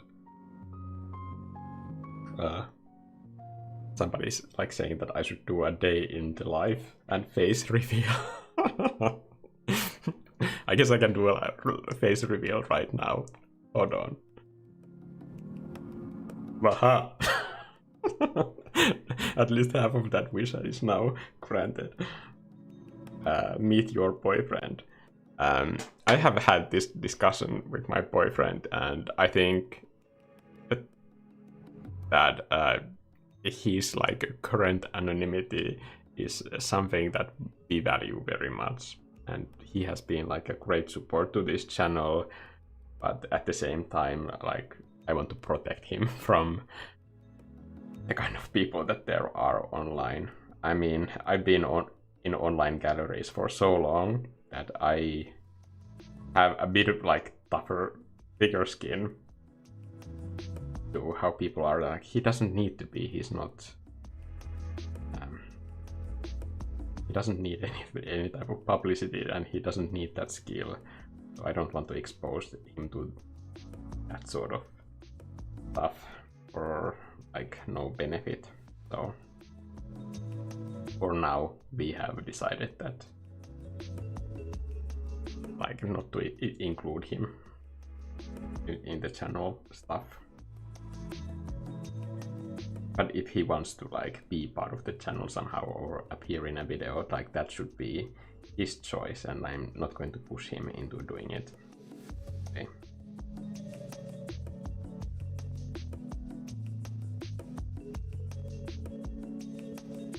By the way, this channel definitely wouldn't exist. My boyfriend hadn't been so encouraging for me to like give my own like freelance career go after what happened last year.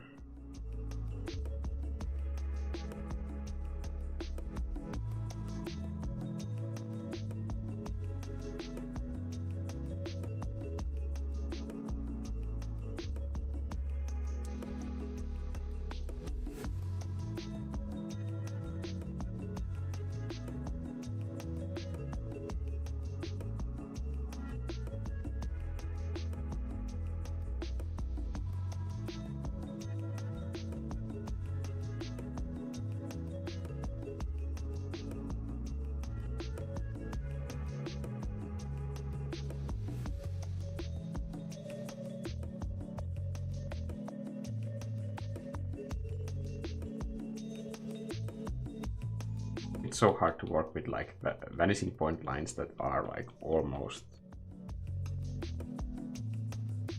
going the same way. But if you paint on the wrong vanishing point line, it'll look really off. But like, this is like super easy to fix if I get it wrong, so I really shouldn't worry about it.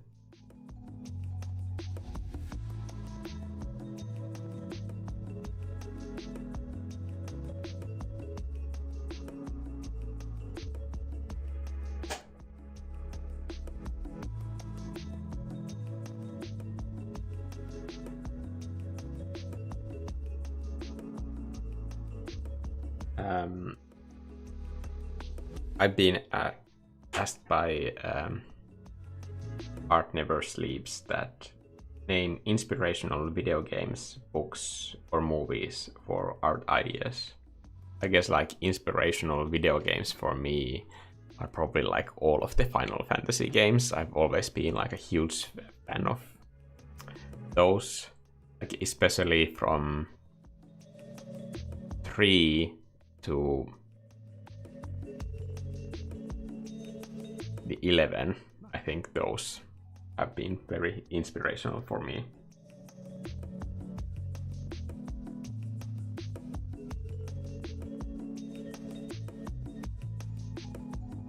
I really dislike 13. Not the art and design of it. No, not the art of it, but like the design of it. I feel like so bad. I really dislike Toriyama. directed games.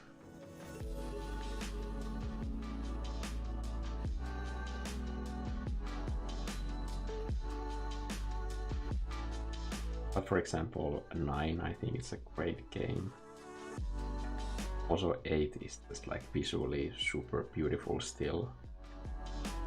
It's like that level of imagination that I really like. Also Persona games. I haven't played the 5th one yet, but Persona 4 is like one of my favorite games of all time. And in my last video I mentioned Xenoblade Chronicles, but like it's like a new game. Not really a classic, but I think it deserves to become a classic for how amazing it is on so many levels, everything that it does. Yeah, video games have always been like hugely inspirational to me. I still play almost as much video games as I paint.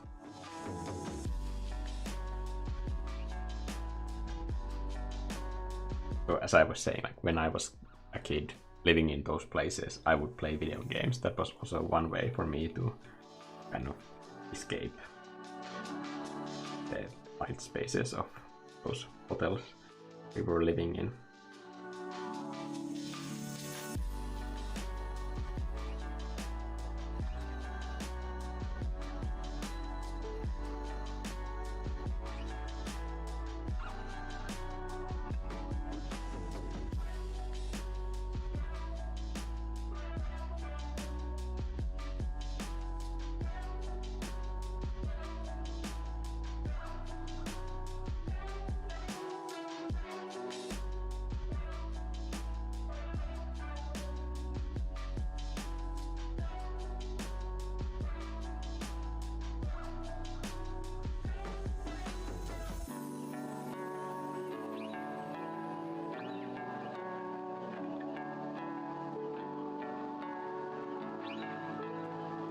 I think for books, I can always recommend Big Magic by Elizabeth Gilbert. I think that's like required reading for anybody that is doing anything creative, especially as a living.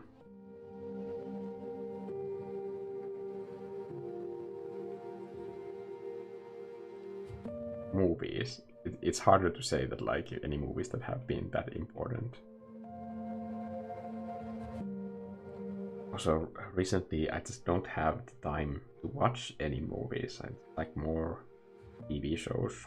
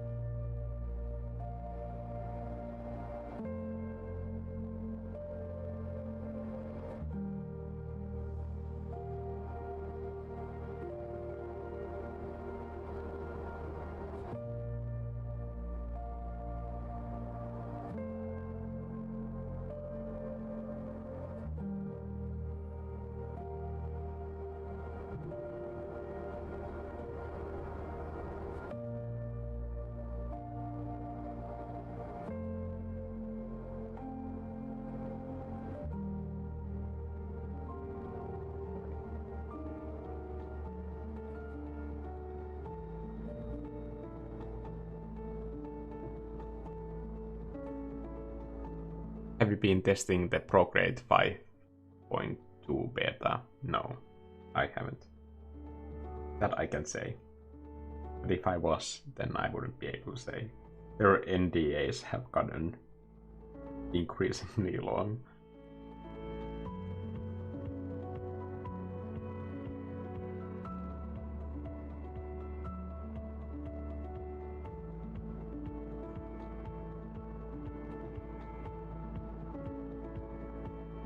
I'm guessing that it would make sense that if they contact people that, like, for example, do substance painter stuff or paint textures that have work that is like good to show with their new features. By the way, Substance Painter was just recently bought by Adobe.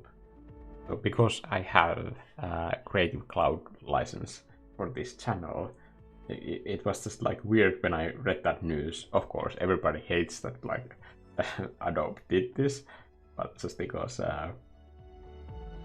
most people don't feel that favorably about Adobe to begin with. But for me, who has basically nothing at stake here, thought like now I just suddenly, without like paying anything extra, of course I'm paying Adobe a lot of money each month for these services, but like now that price also includes Substance Painter that I can use without any additional cost, which I think is like pretty cool. So I'm probably going to test it at some point, and I'd like to see like how far you can get with like painting textures on a very simple low poly object and see what that looks like. It could be interesting to try out.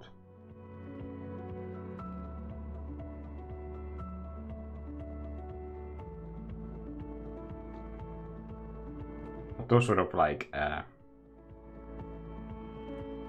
tests to see what kind of creative possibilities programs like that have.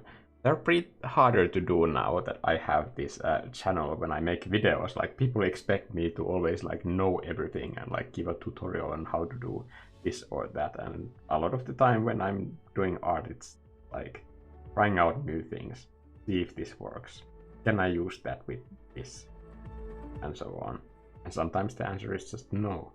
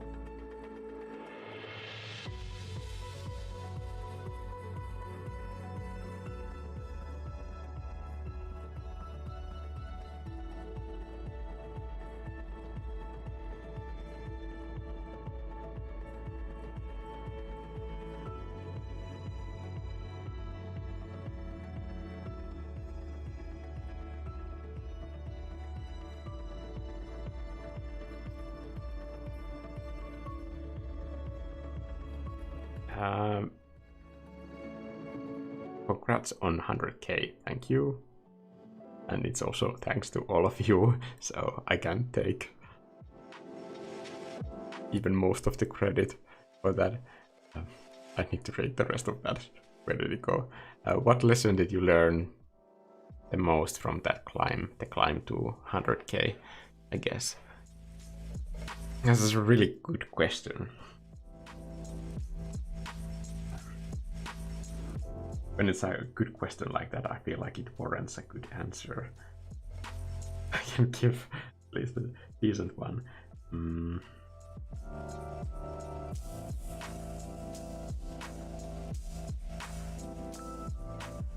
Well, let's think about stuff that I feel like I definitely did wrong when I started. Whoa, the camera.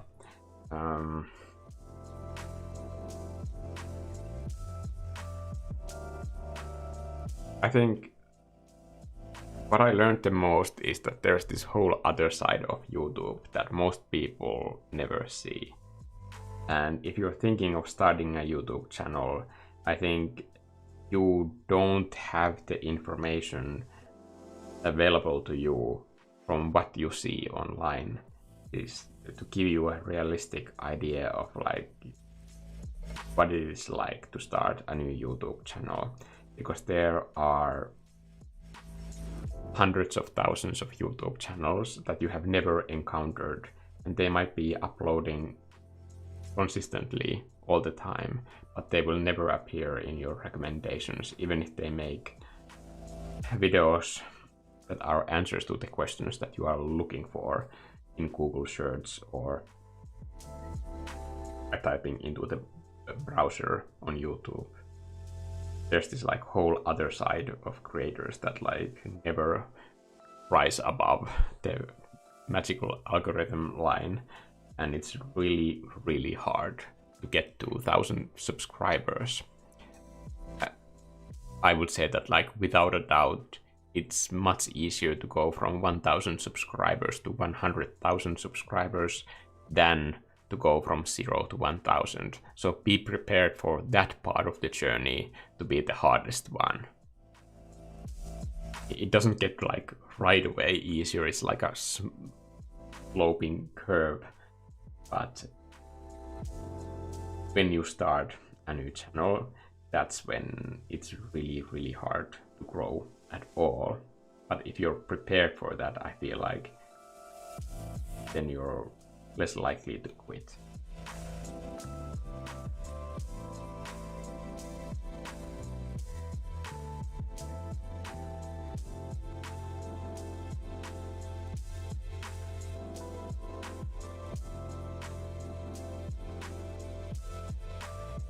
But it would like constantly shock me in the beginning when I would make a specific answer to a question that people are looking for and that is relevant at the time, and it would just like show up nowhere in search because algorithm wasn't thinking of me at that point as somebody who can provide answers to those questions.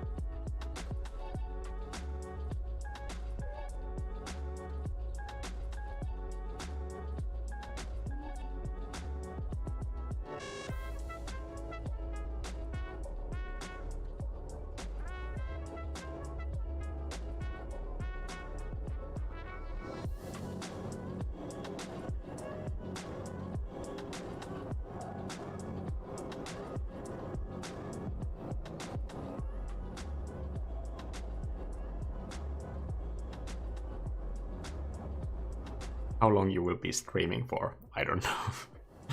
It's already 1:25 at night, so at some point I will just... the energy drink will not be effective anymore.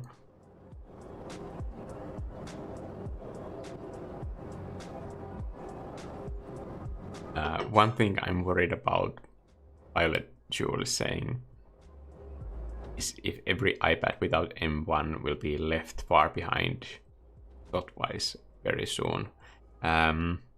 Apple is pretty good at like maintaining the old systems, but like I'm sure that, for example, third-party developers that are not Apple, they will probably prioritize M1 pretty soon.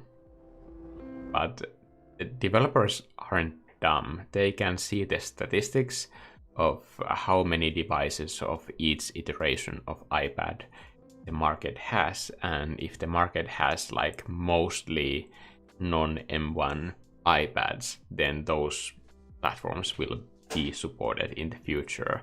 So that's always something that people like that develop stuff for iOS like have to look at like concretely, like what devices are people more likely to have at the time of the release of this project that we are making. And if it's a new device, then it's not going to have the majority of the market saturation at that point yet.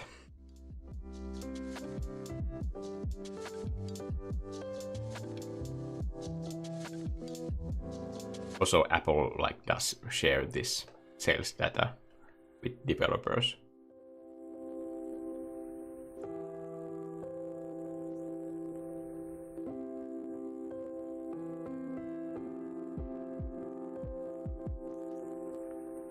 People are asking about all these other uses of iPad, but like really I use this iPad for this YouTube channel. I use it for painting, and I often use my iPad to write all the scripts for my videos. I feel like it's easier for me to kind of like relax if I take a huge cup of coffee and sit in the living room and listen to some of these lofi channels and just bang out a script in one go, and then have those sessions where I'm developing the script that way.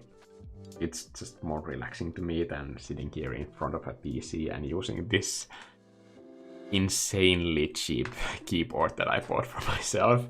Honestly, I'm trying to save as much money as I can so that I can keep making videos for as long as possible.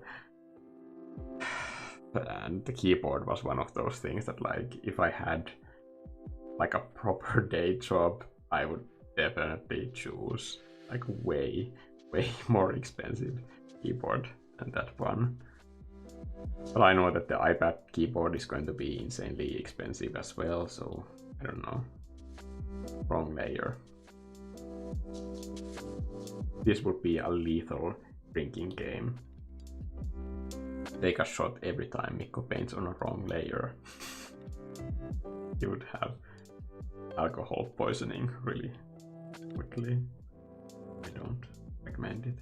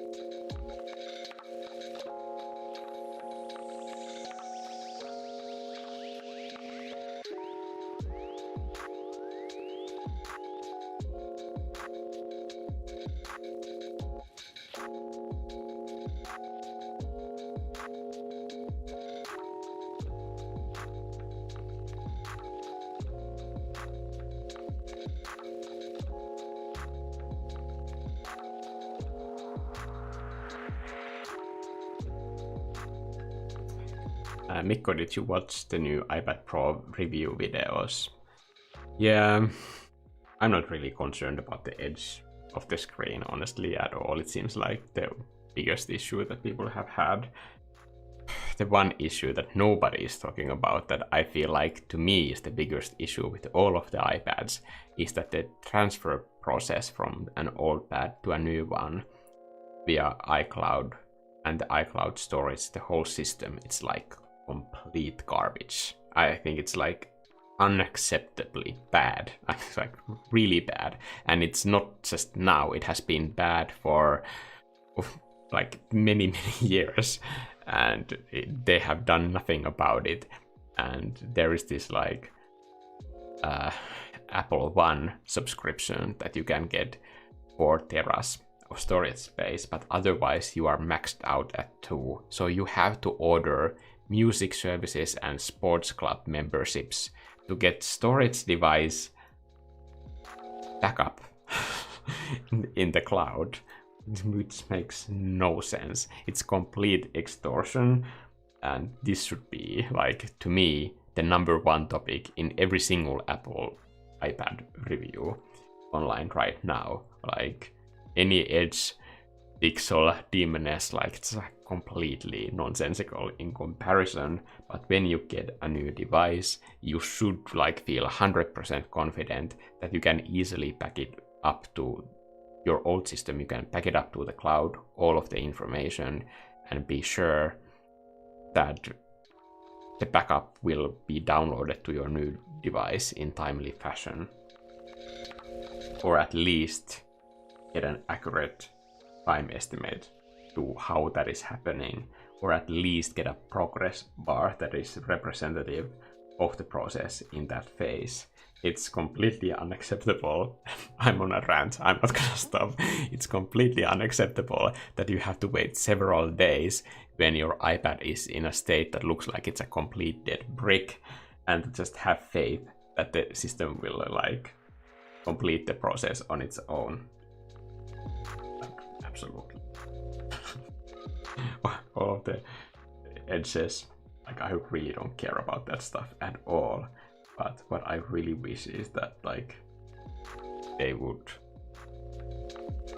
add a new tier to iCloud to allow you to at least temporarily pay for 4 teras of storage, because they are selling a 2 tera iPad device, and currently the iCloud plans, the normal plans, there is no exit plan for that. You can't have a full 2 terabyte device and expect, without subscribing to a fitness program, you can't transfer a full 2 terabyte iPad information to a new one without a fitness subscription. Like this, the whole sentence shouldn't exist when we talk about tech at all. It's like the whole concept is just so insane. Oh, I get kind of angry about it.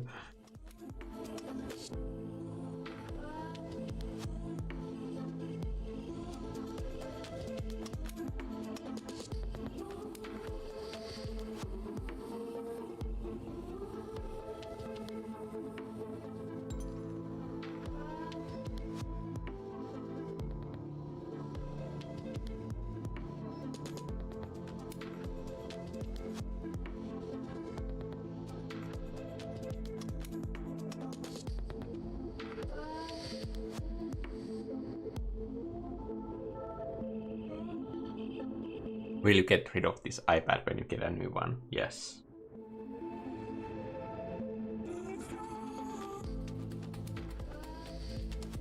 But I will hold on to it to make sure that I have all of my stuff.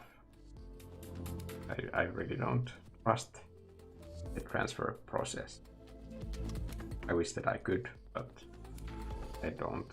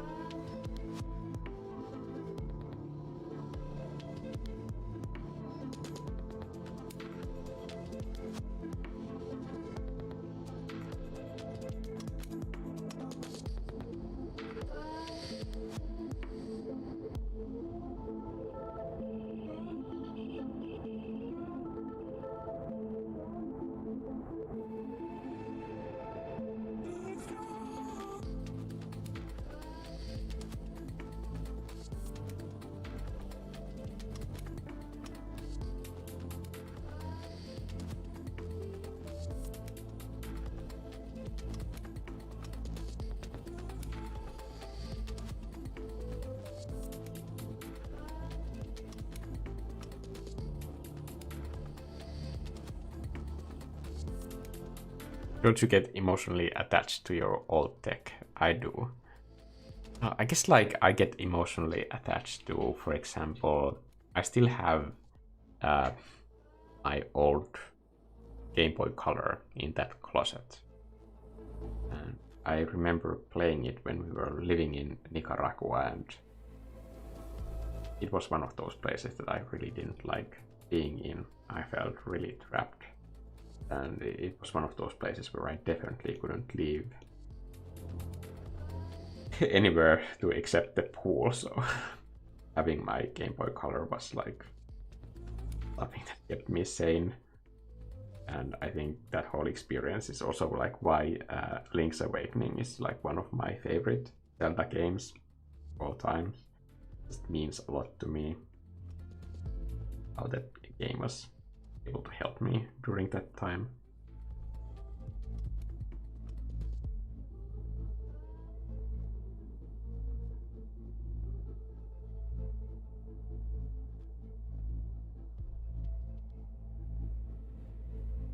I wouldn't throw it away. Also, it works.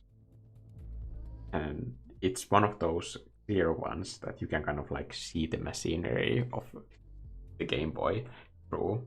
So this transparent purple Game Boy Color. And I can still see the small chunk of Pringles that I accidentally dropped into it that went through a hole in the like the battery case, and it's still rattling around there. Small dry piece of Pringles.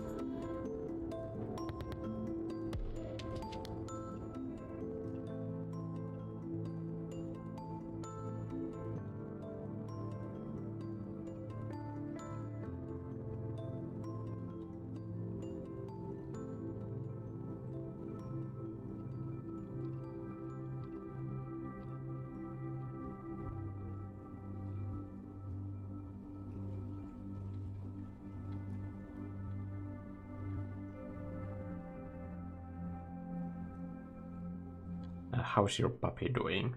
He's sleeping.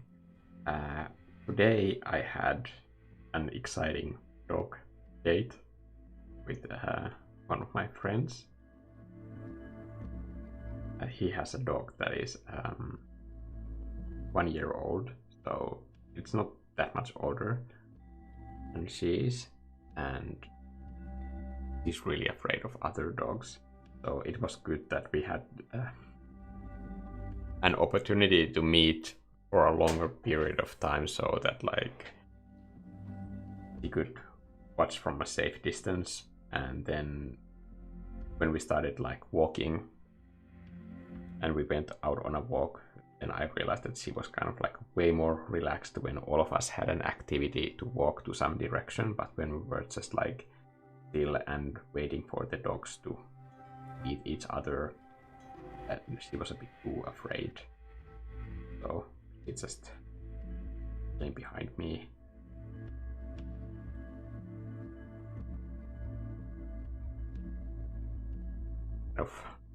talking how scared she is of other dogs when she can seem like a real menace when she's barking like crazy to other dogs, but like when they get close, it's just shows that she was just afraid. Protection.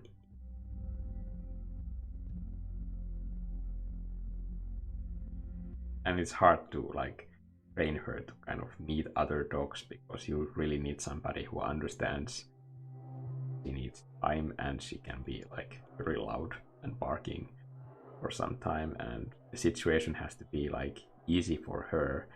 If it's too scary, it will like traumatize her more, so there needs to be something fun. So when we met that other dog, he was pretty much like eating whenever. He wasn't too scared by the other dog, because I saved a lot of her food for this encounter so that she would be hungry. She's not one of those dogs that will just like eat anything that you give her. She needs to be hungry too. So they say that a lot of corgis like have a danger of like overeating if you don't portion control them. But at least at this stage, I think she's eating not that much, or almost for every meal there's like something that she doesn't eat. So she has to be hungry.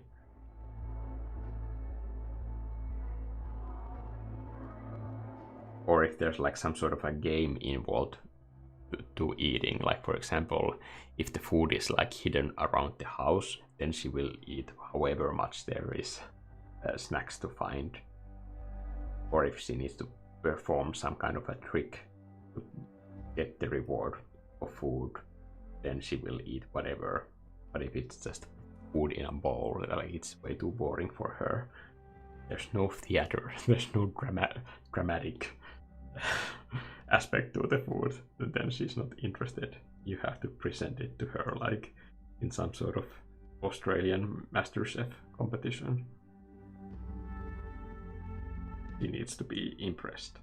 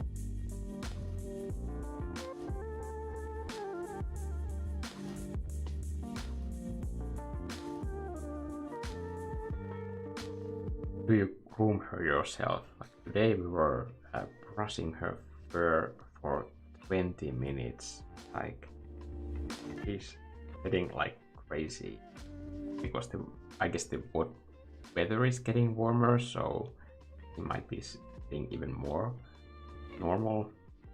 But it's like a lot of fur. I wash my clothes a lot more right now because in the dryer a lot of the hairs get removed, so it's not really super ecological. but sometimes I just want to wear clothes that aren't covered in fur.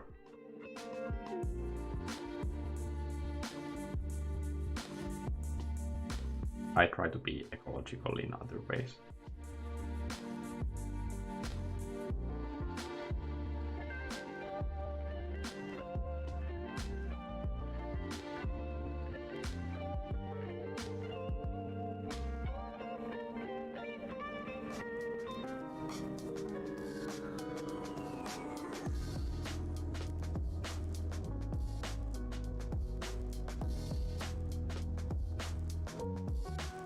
This is the sort of level of zoomed in that I should never do in a live stream.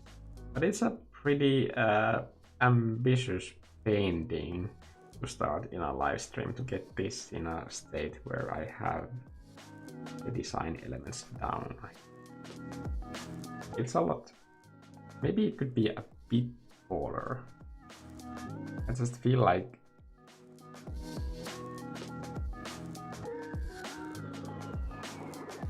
benefit from like few extra centimeters up here. I don't need to see the full blades because I think that is one way to communicate size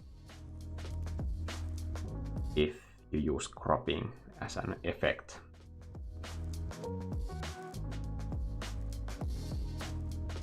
I don't feel like the need to like squeeze those in. But this just might give it a little bit more space to breathe.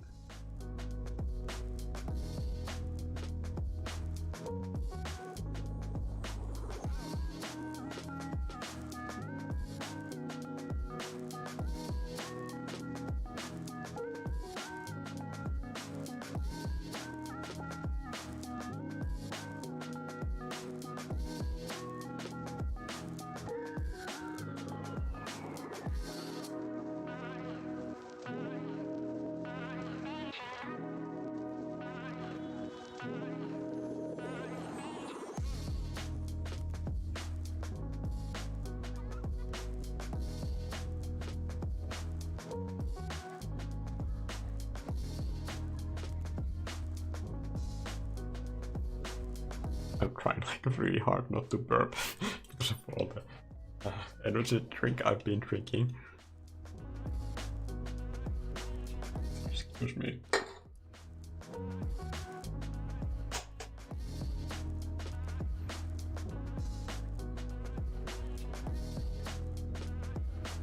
Three hours. I really need to like get some colors on those trees that are acceptable. This is not acceptable, so I will try and fix that.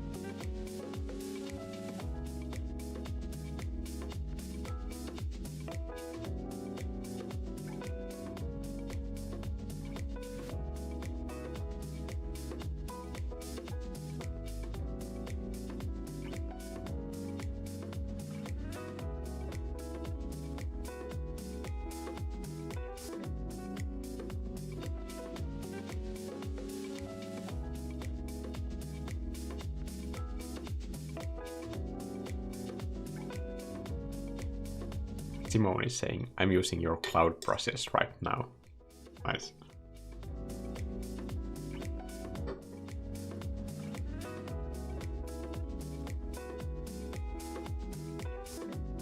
I think to paint these clouds, I might use just this blueberry brush to keep everything consistent. I could use Cloud Weaver or stuff. Oh, that drawing assist. No, no, no. Wrong layer. Everybody, take a shot.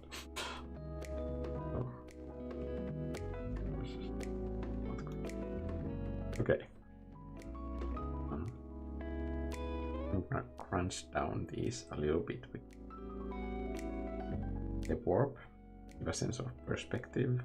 I think one thing that you can like do to instantly improve the skies in your paintings is to just tell yourself that like sky has perspective like everything else, and read it accordingly forever, and then your paintings will always be better. Really is that simple.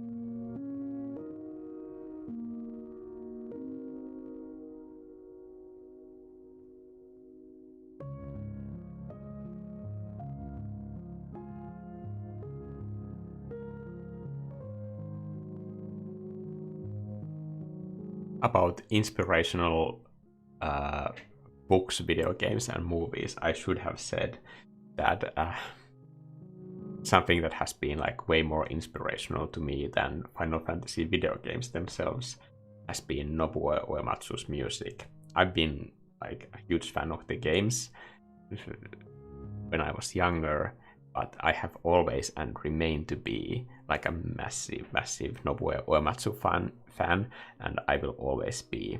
I love his music way more than I love the video games. And I still do, and I listen to his soundtracks all the time when I'm painting.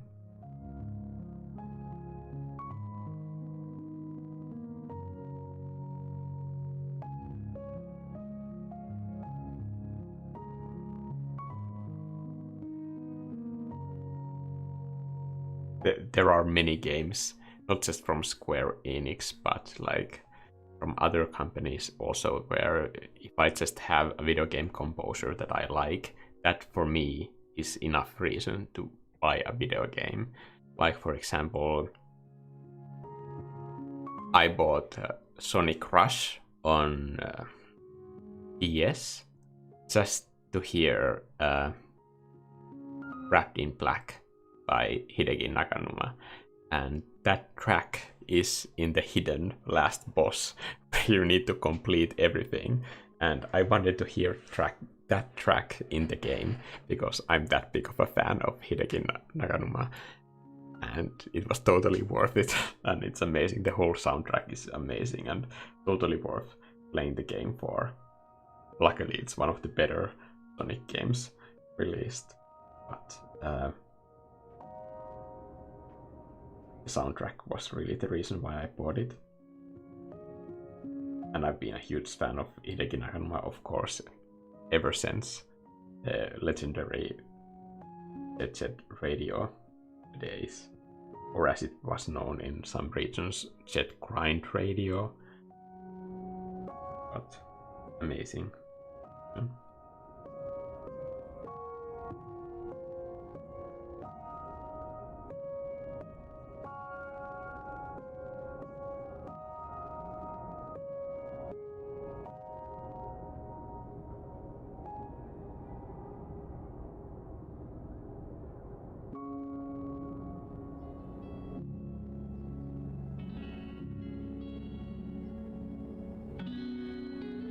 By the way, if you want to use this palette, I'm just gonna leave the palette on screen for a while if you want to screen grab it. I move this cursor out of the way. I don't know how long it has been there. No, wrong window. It's so disorienting when like you have multiple screens and they are repeating the same things. Let's look at the questions. Somebody's asking how to earn money with art. Don't really have anything to do with this occasion, but okay.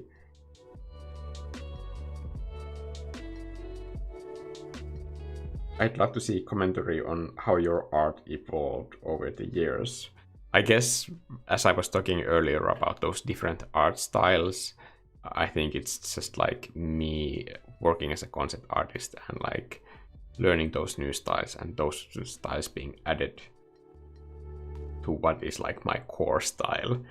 I think that's the way the evolving has happened. But on this channel, I prefer not to talk about the projects that I worked on. I'm very proud of all the work that we did, but right now I feel like this whole YouTube channel is about me and my art. And that's why I feel like I'm like done talking about those things for now. Somebody saying do cooking videos. I'm a terrible chef. I have seriously burned a cupcake in the microwave oven so badly that the whole apartment was just like black with smoke. Like terrible. And then I read this like online trick that like if you just like squeeze some lemon water and warm that in the microwave oven, that will get rid of the bad smell if you have burned something. So of course me being basically a master chef thought like I'm just gonna like throw a whole lemon in there because it's going to be more effective than just like some lemon water on a plate. So then I burned the lemon in the microwave oven, and it wasn't just black smoke, it was the kind of smoke that will just like instantly burn your eyeballs because it was like pure lemon burned through the fan of the microwave oven. And at that moment I could hear the stairs rattling as the supervisor that I had for my final year of like art school was coming to check my paintings, how I have progressed. And I opened the door as she was coming, and it was like just like black smoke coming from behind me. It was terrible. And yeah, I had to carry my paintings outside for us to do the review session. So that's, if that's the kind of cooking video that you want to see, because that's the only skill that I have. What motivated you to start doing YouTube? I think this is like more relevant question to this stream, and I can maybe answer this more in detail. So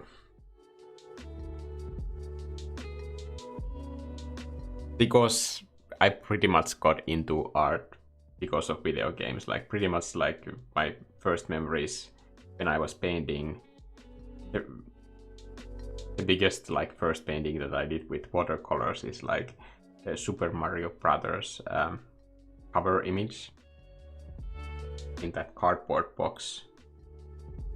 We recreated that painting with my father with watercolors when I was like really small child.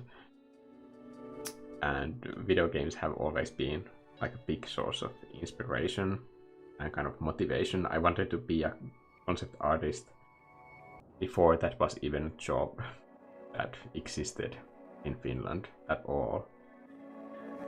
And when I started working as a concept artist, it still was a job that like when people asked me what I do for a living, like nobody understood the answer at all. And I always had to kind of like say in them like I did draw pictures, and then they were like, oh, okay, so you're poor.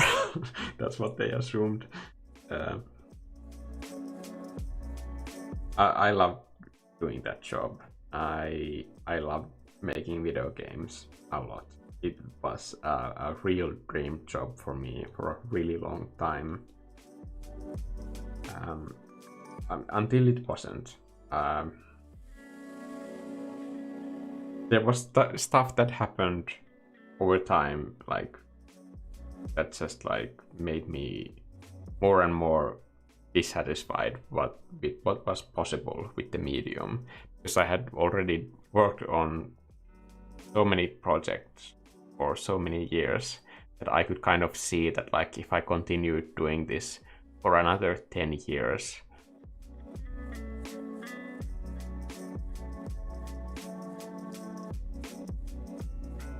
like then I would soon be almost like 50, and that to me seemed like not something that I wanted to be like my whole body of my life's work, because I felt like all of these other painting ideas and worlds that I wanted to create wouldn't get done. And this is now kind of like very a lot of like time condensed into one sentence, but it took me a lot of time to realize this, because I was stuck on the idea that it was my dream job for a really long time, and it was kind of hard to realize that I had changed as a person, and making video games wasn't anymore a thing that I really wanted to do. I was kind of the artist side of me felt like it was being ignored to do these things, because a lot of my job was also like doing other stuff. I was in like video game design meetings all the time, and it was hard to leave also, because one of the games that I was working on, it was like my design. I had pitched that whole project, and we were selling to these like studios like Activision and Blizzard at the time. So it was like the hardest time to walk away from that stuff, because I had pretty much gotten to like the point that people doing the kind of job that I was doing normally don't get to. So leaving was really, really difficult.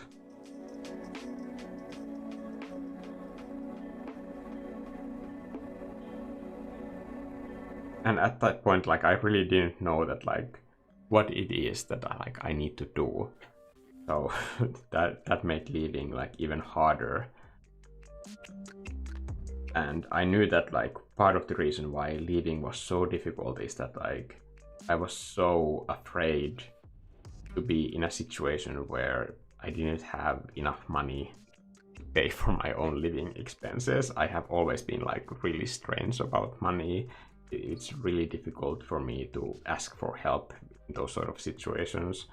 So I just felt this like incredible dread of like doom, like what if I will never get a paying job anymore. And there's just like a lot of stuff that I went to therapy for over a year, kind of like process all of these feelings. And basically at the end of in the last therapy session, my therapist said to me like, you need to leave your job. And this is a sign that therapy in Finland is somehow like way more active, that therapists just like randomly throw around that kind of drastic advice. Even at that moment I was like, whoa, that's like very direct thing to say. But like I like believed her. Like at that point she understood what was happening in my life, and she just kind of like said out loud what I was thinking all along, that I need to leave the job because it's not ever going to give me what I like really want. So I thought that what kind of job I want to have, and I decided against applying to other game companies. And then I went to just like make graphic design stuff that I've never been like that passionate about graphic design ever. I knew that it was just like just a job to make money, and it was for like this. There's this other area next to Finland called Åland, and in Finland we have only one company for gambling, and that is Veikkaus, and that money goes to like non-profit stuff. There are non-profit companies, and the same is in Åland. and I was in this casino just making graphic design, and it was like completely super boring job, and the boringness made it possible for me to like actually have creative energy to do my own art projects. And that's when I started posting my own art on Instagram.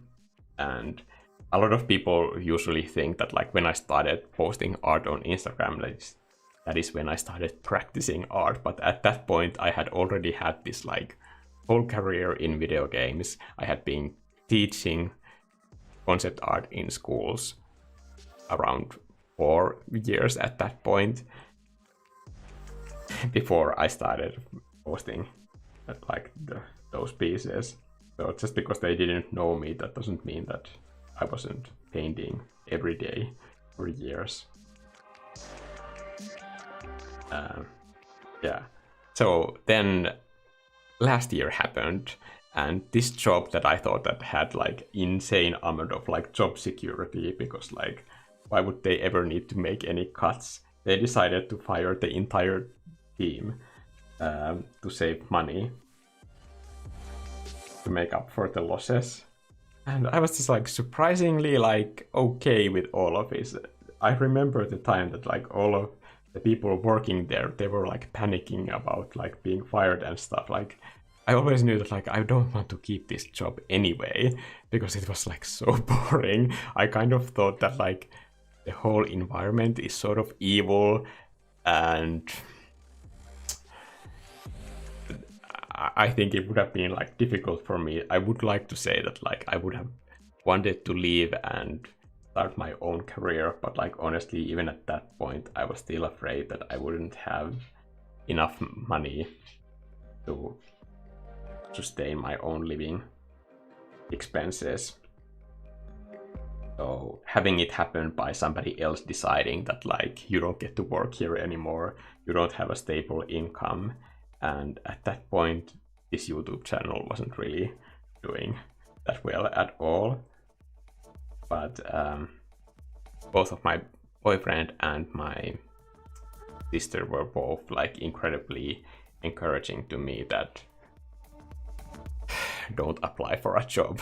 Like really, you have so much like freelance requests all the time, because at that point I was basically doing two jobs anyway. I was having my boring day job, and on the side I was doing like freelance commissions all the time, because that was one of the conditions that I negotiated for myself for that job, that I could do my own freelance clients if it didn't cut into the time that I was working in that company.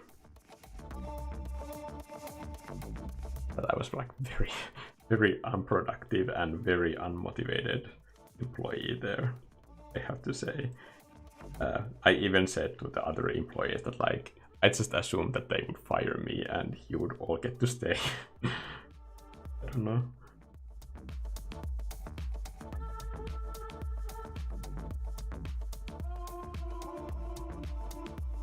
So that's basically how we're here. That's why I have this YouTube channel now. I wanted to start a channel to show art that is being made like on my own terms, like that I get to decide what I'm making, and that I get to talk about art and creativity.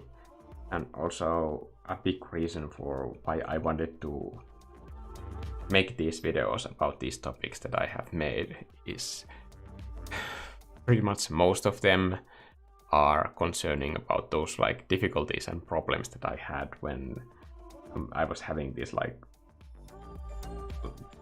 serious battle with depression, and just like that moment where I was just kind of, I had a job as a concept artist, which is still like a dream job for many, but then I still had this like very strange relationship with creativity, because the concept art field is like incredibly competitive, and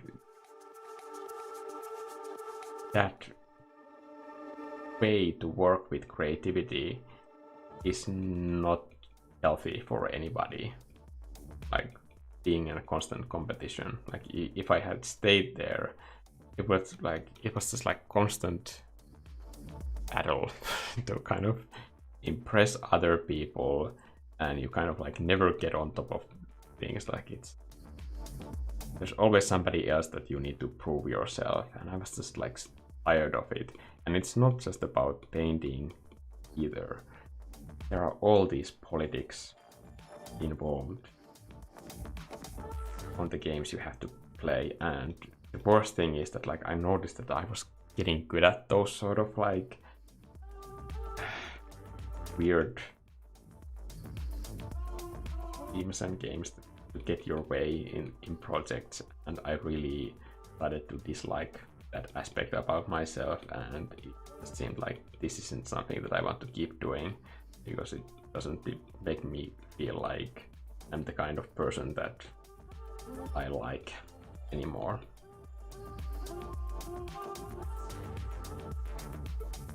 And I think in creative work, not just in that company, but as a whole, there are a lot of things that could be done better, and because they're not done better, I think it's hurting a lot of people that are in jobs that similar to what I was in. Like for example, like the whole feedback culture in pretty much any creative field is completely backwards.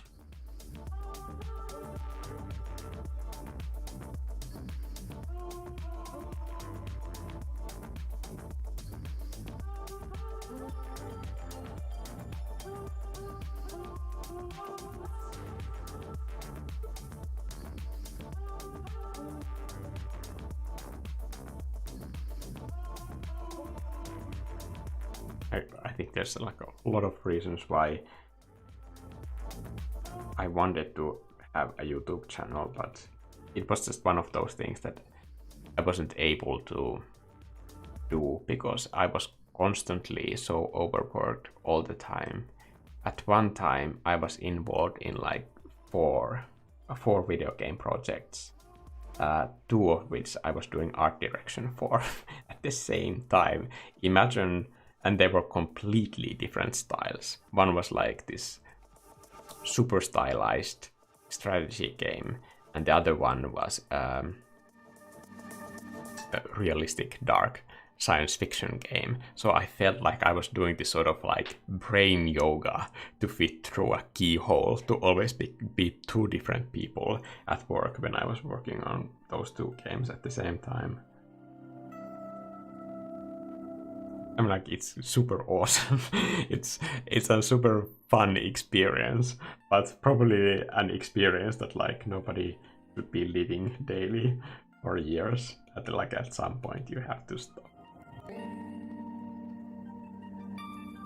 And it's also like because of those different projects that I was able to kind of like come to this realization that like as an artist, you don't have to develop your own brand and style and just stick with it. Like you can be as many people as you want to be as an artist. You can be as many different versions of a creative person as you want to be.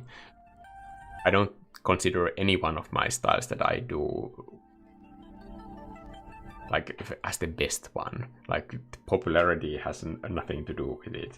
If a style is like better suited for the message that I want to tell through an art piece, then I will choose that style. End of story.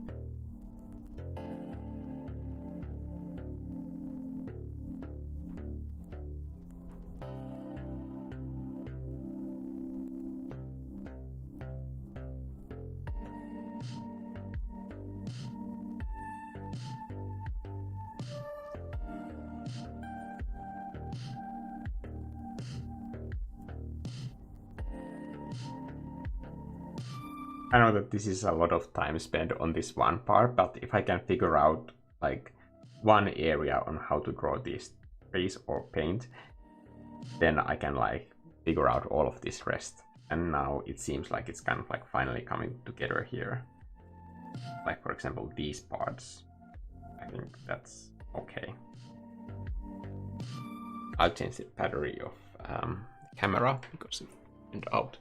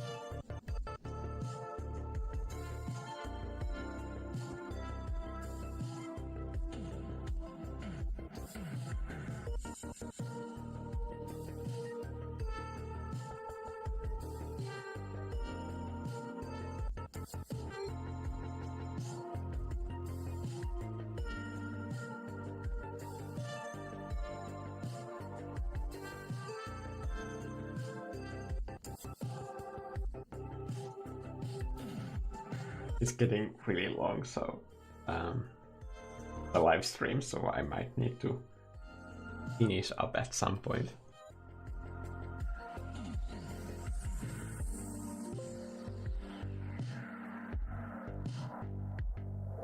I think I need to like put in place some plugins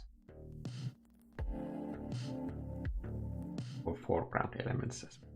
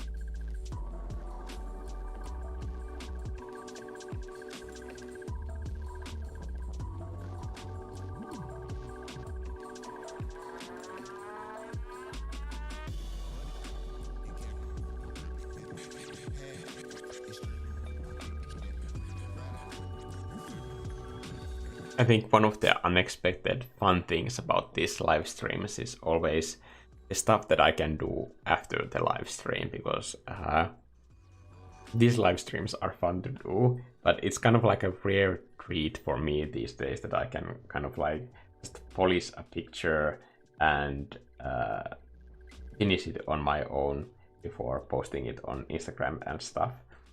And it's in those like extremely rare moments where I get to, for example, paint on my couch while listening to some music. I just love that, and I don't get to do that often because I'm always here in my workroom and painting on a desk. And as you can probably understand, having the iPad flat on a desk and me kind of leaning over it, like it's okay, but it's not as comfortable as sitting in a position where I don't have to kind of like hunch over it like this all the time. So it's nice that I have those moments as well. The channel members know that I sometimes also like do the finishing stuff on those sort of like exclusive live streams, but I usually try to have an idea on just like a new thing that I want to talk about technique in the edit when I do it. I've been thinking about a new ways to like make different content for the membership recently, and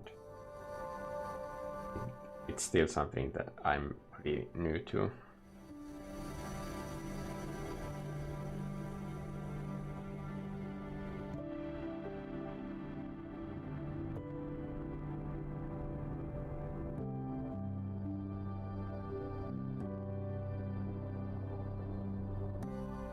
Like for example, I think in the next download package I'm going to be putting my last painting as a Procreate file,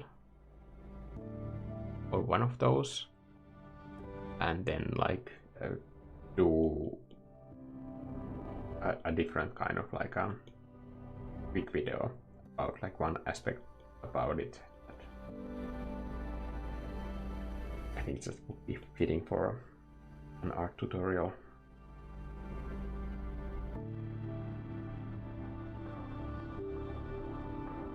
But I want to like finish the current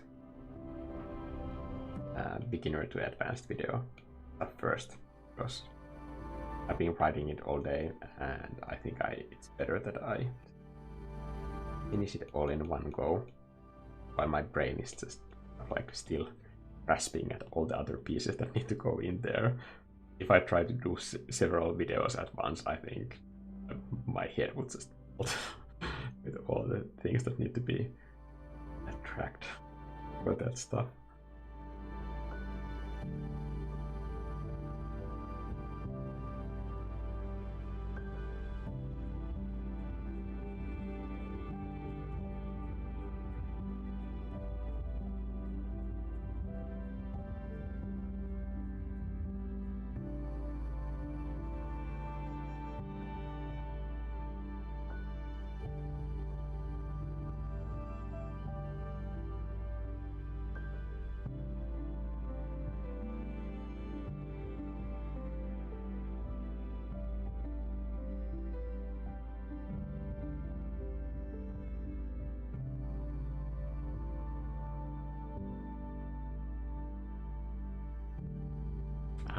Andreas Lorenz is saying, "Hey Mikko, I just want to congratulate you to, I guess, 400,000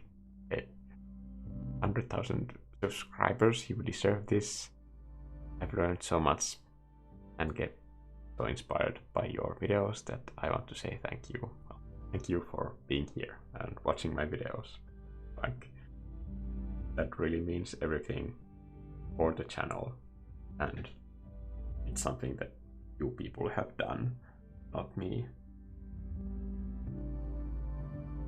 Also, I know that I have talked about it earlier, but it might seem like I don't want to say that name out loud, but I might be able to get that thing that I've been talking about in written form and on these videos.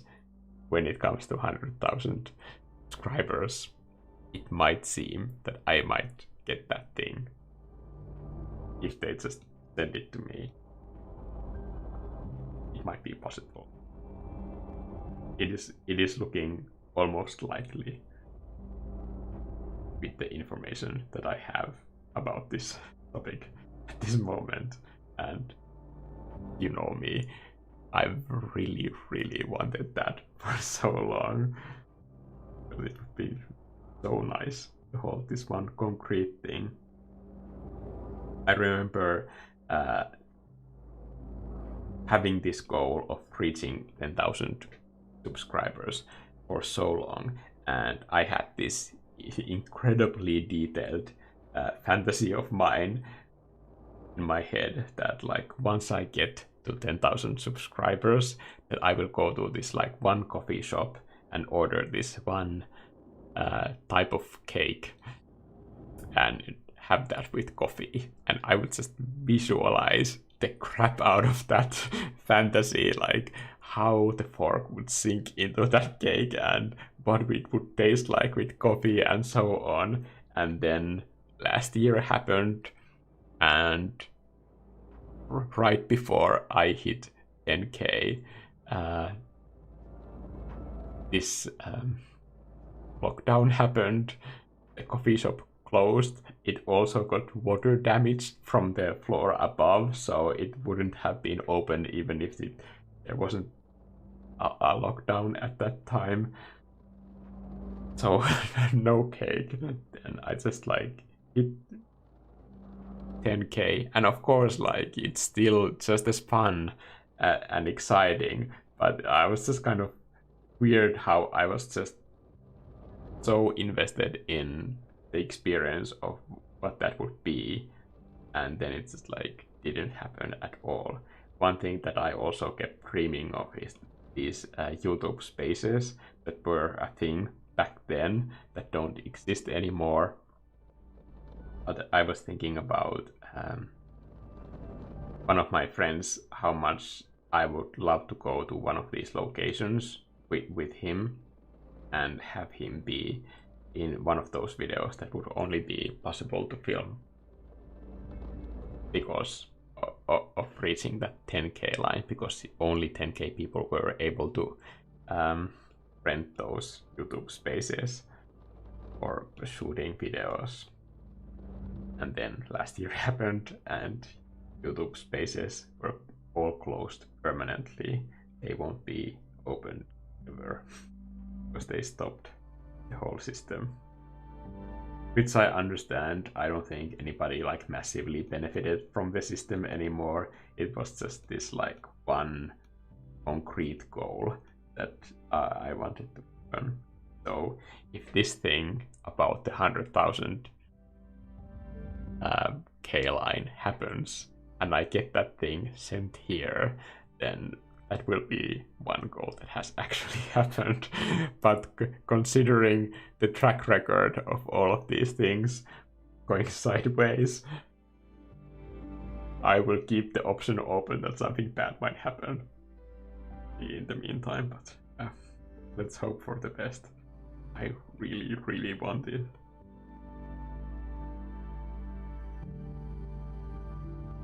And it's also one of those things that like I felt like it will make up for all of these bad things that I didn't get to experience. And I will be like completely obnoxious with that thing if I get it. I will go to shower with it. I will travel with it everywhere. I will probably sleep with it.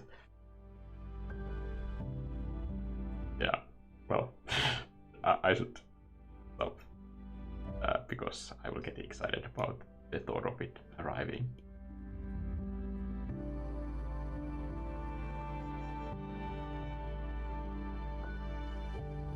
Thanks, chaps, for keeping company, and thank you for answering all those technical questions about iPad. I think you did it way better than I ever could. So thank you for all those detailed replies to people asking about the technical stuff. Much appreciated. And of course, thank you for being here.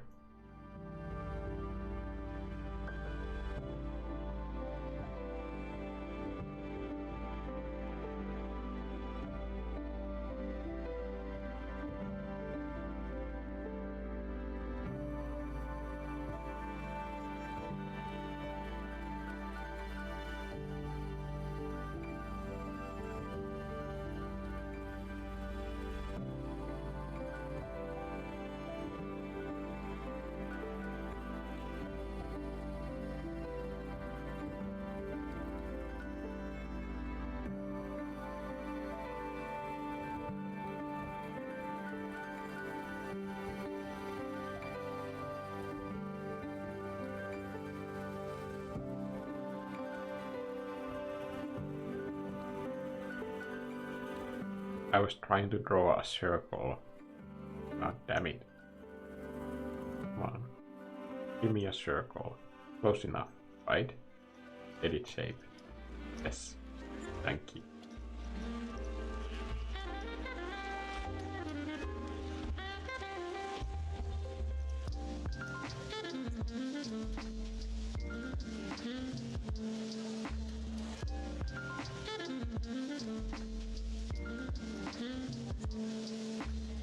So I wanna show in practice what I talked about in that last video that I posted, the 4-hour 30 minutes one for 0 hour. So that transform thing that I was talking about goes like this. So I want to have this circle in this area, but I want to have like scale of about this size. So in this instance, it's okay if I scale it like way up. This is destroying the resolution of this asset. So this would be terrible if I just left it here. But my intention is to have it like that small and tiny over here. So I'm going to scale it down later. So in this instance, it's okay to scale things up. And because I want it to be aligned on that wall, I'm gonna align this top left edge to this corner where I can see it in high contrast in that area. And then I grab the top right corner and I bring it to about here where I can see like another cross section right over here. That's 2 corners in place. And it's important that you can see all of the corners at the same time on screen. I'm gonna put this here. And because that top left corner is over there, I'm just following this vertical beam, this cross section, so that now it's perfectly aligned on that wall where I want it to be. Now, from this point onwards, I'm just grabbing the middle control points of this transformation. I'm pulling it there, and from the top middle part, I'm pulling it down. And as I'm making these movements, you can see that it's like staying like on rails or on that perspective at the same time.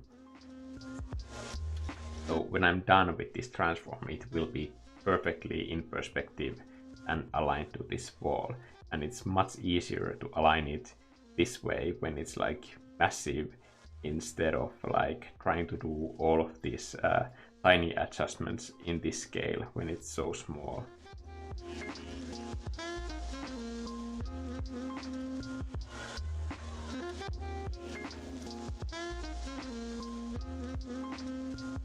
So that is what I did with those windows in that 0 hour illustration.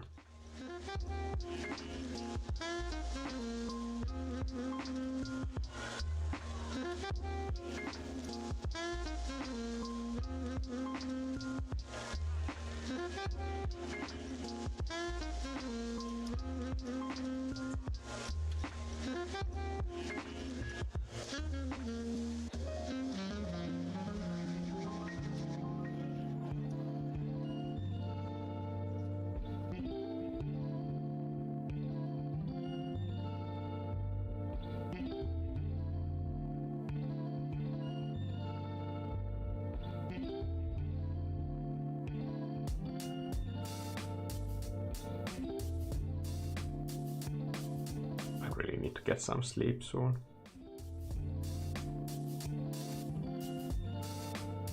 But I think the main elements are kind of here. I think there's a massive hole in the roof I can probably easily fix.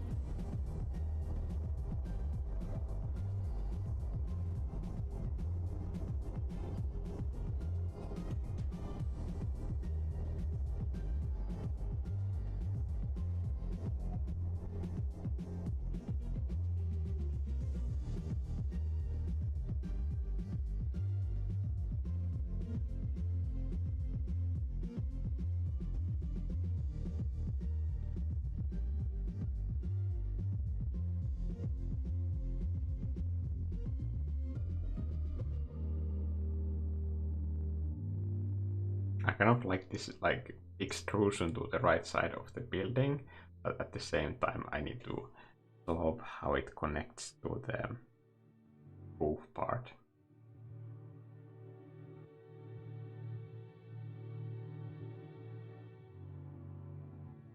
Like my brain is like way too tired to like figure this stuff out. I don't know.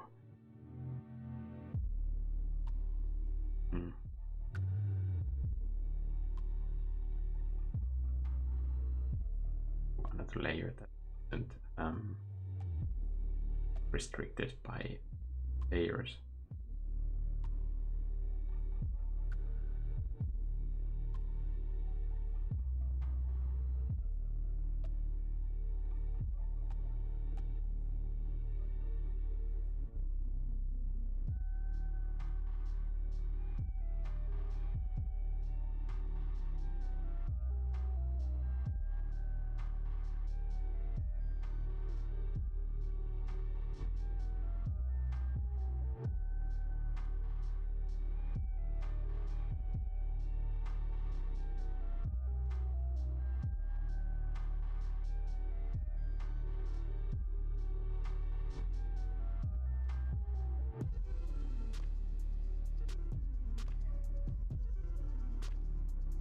I think that kind of makes. Maybe there should be like something that connects buildings here, or areas of building. Maybe these are windows and this area is the door.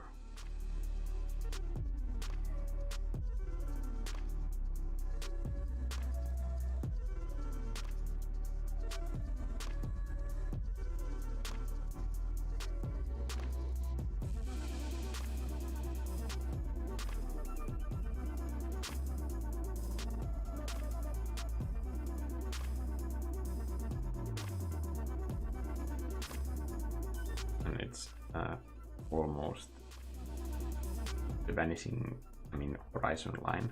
It's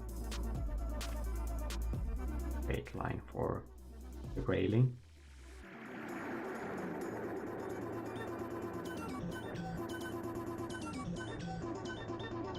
And same for here. I think that part was just something.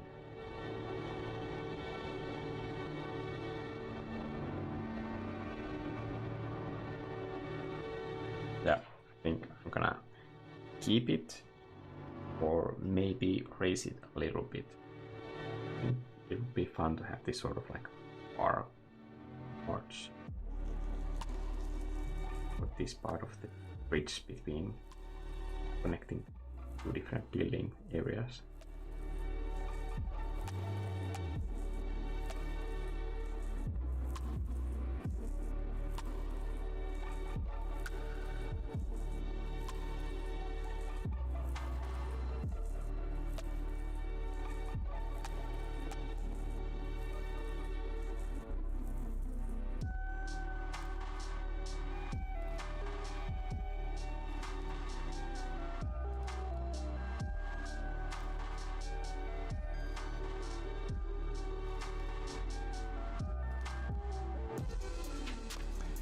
Okay, I want to show like one quick editing trick that I almost always do to my paintings after these live streams, because this is like almost 4 hours already and I need to go to sleep at some point. I think like the main design of the windmill temple like building is there. I think that's done. So this obviously won't pick because there are still so many areas that I need to polish for hours and hours. But when I'm done with those parts, I will probably do this thing as my first editing thing. And I'm just gonna show this now here, but I won't apply it to the painting.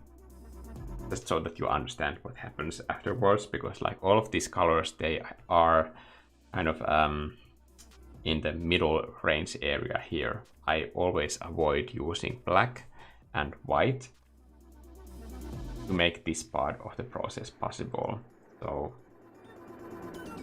one thing that you can do is just copy canvas, and this is only possible if you have editing room in your colors. So you need to think about that the entire time that you are painting. Then when you paste the same painting on top of itself, we'll make a duplicate so that we can go back and forth with the previous iteration. And on this layer, I'm gonna show how that edit looks in normal blend mode, but this is meant for overlay blend mode. But in normal blend mode, we can see what I'm basically doing here. So in gamma, this middle line here, this represents perfect gray on both colors.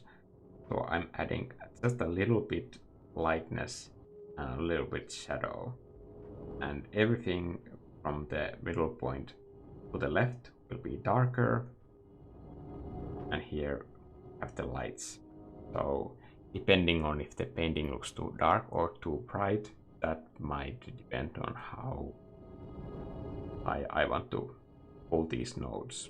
But this would be like an even contrast increase, but this always adds saturation. So if that is not built into your painting, then this process will ruin it, or I recommend removing the colors when doing this. Okay. So when we do that for an overlay layer, we get this sort of like saturated punch for the colors. And you don't have to apply this to absolutely everything, but you can do it for like select pieces. Like for example, if I wanted to apply it to just the building, I would go on top of the building and then just set it as a clipping mask. And that way I would like only like punch up the colors of the building itself if I want to kind of like bring that building into foreground, or if I want to just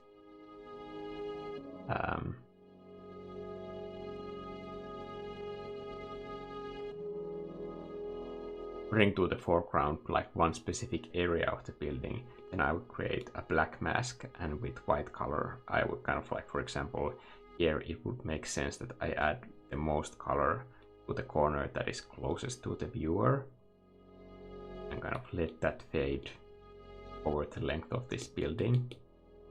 I can use this as an additional way to add texture to these areas, or I can just make a very large blur, so that kind of this effect of increasing contrast and saturation to areas where you have a bit more intensity is generally focused on the area where you want people to be looking at. Okay, so I'm gonna get rid of those layers because that was just to show how that works, and I'm gonna go to sleep finally, and tomorrow I get to work on finishing all the polishing details of this, which I think will be fun. I often have windmills in my paintings, but this is the first time that I have focused on designing only one. I think this will be fun to make. Thank you for joining this stream and my other streams and watching my videos, and I will see you guys in the next video. Members can expect that color tutorial soon, and there will be a bigger painting video also like on my channel, because I have deadlines that I need to meet and I'm excited to make them. And also, if that thing arrives, you can be sure that I will make a video about that thing if it comes to this address. Okay, see you guys in the next video.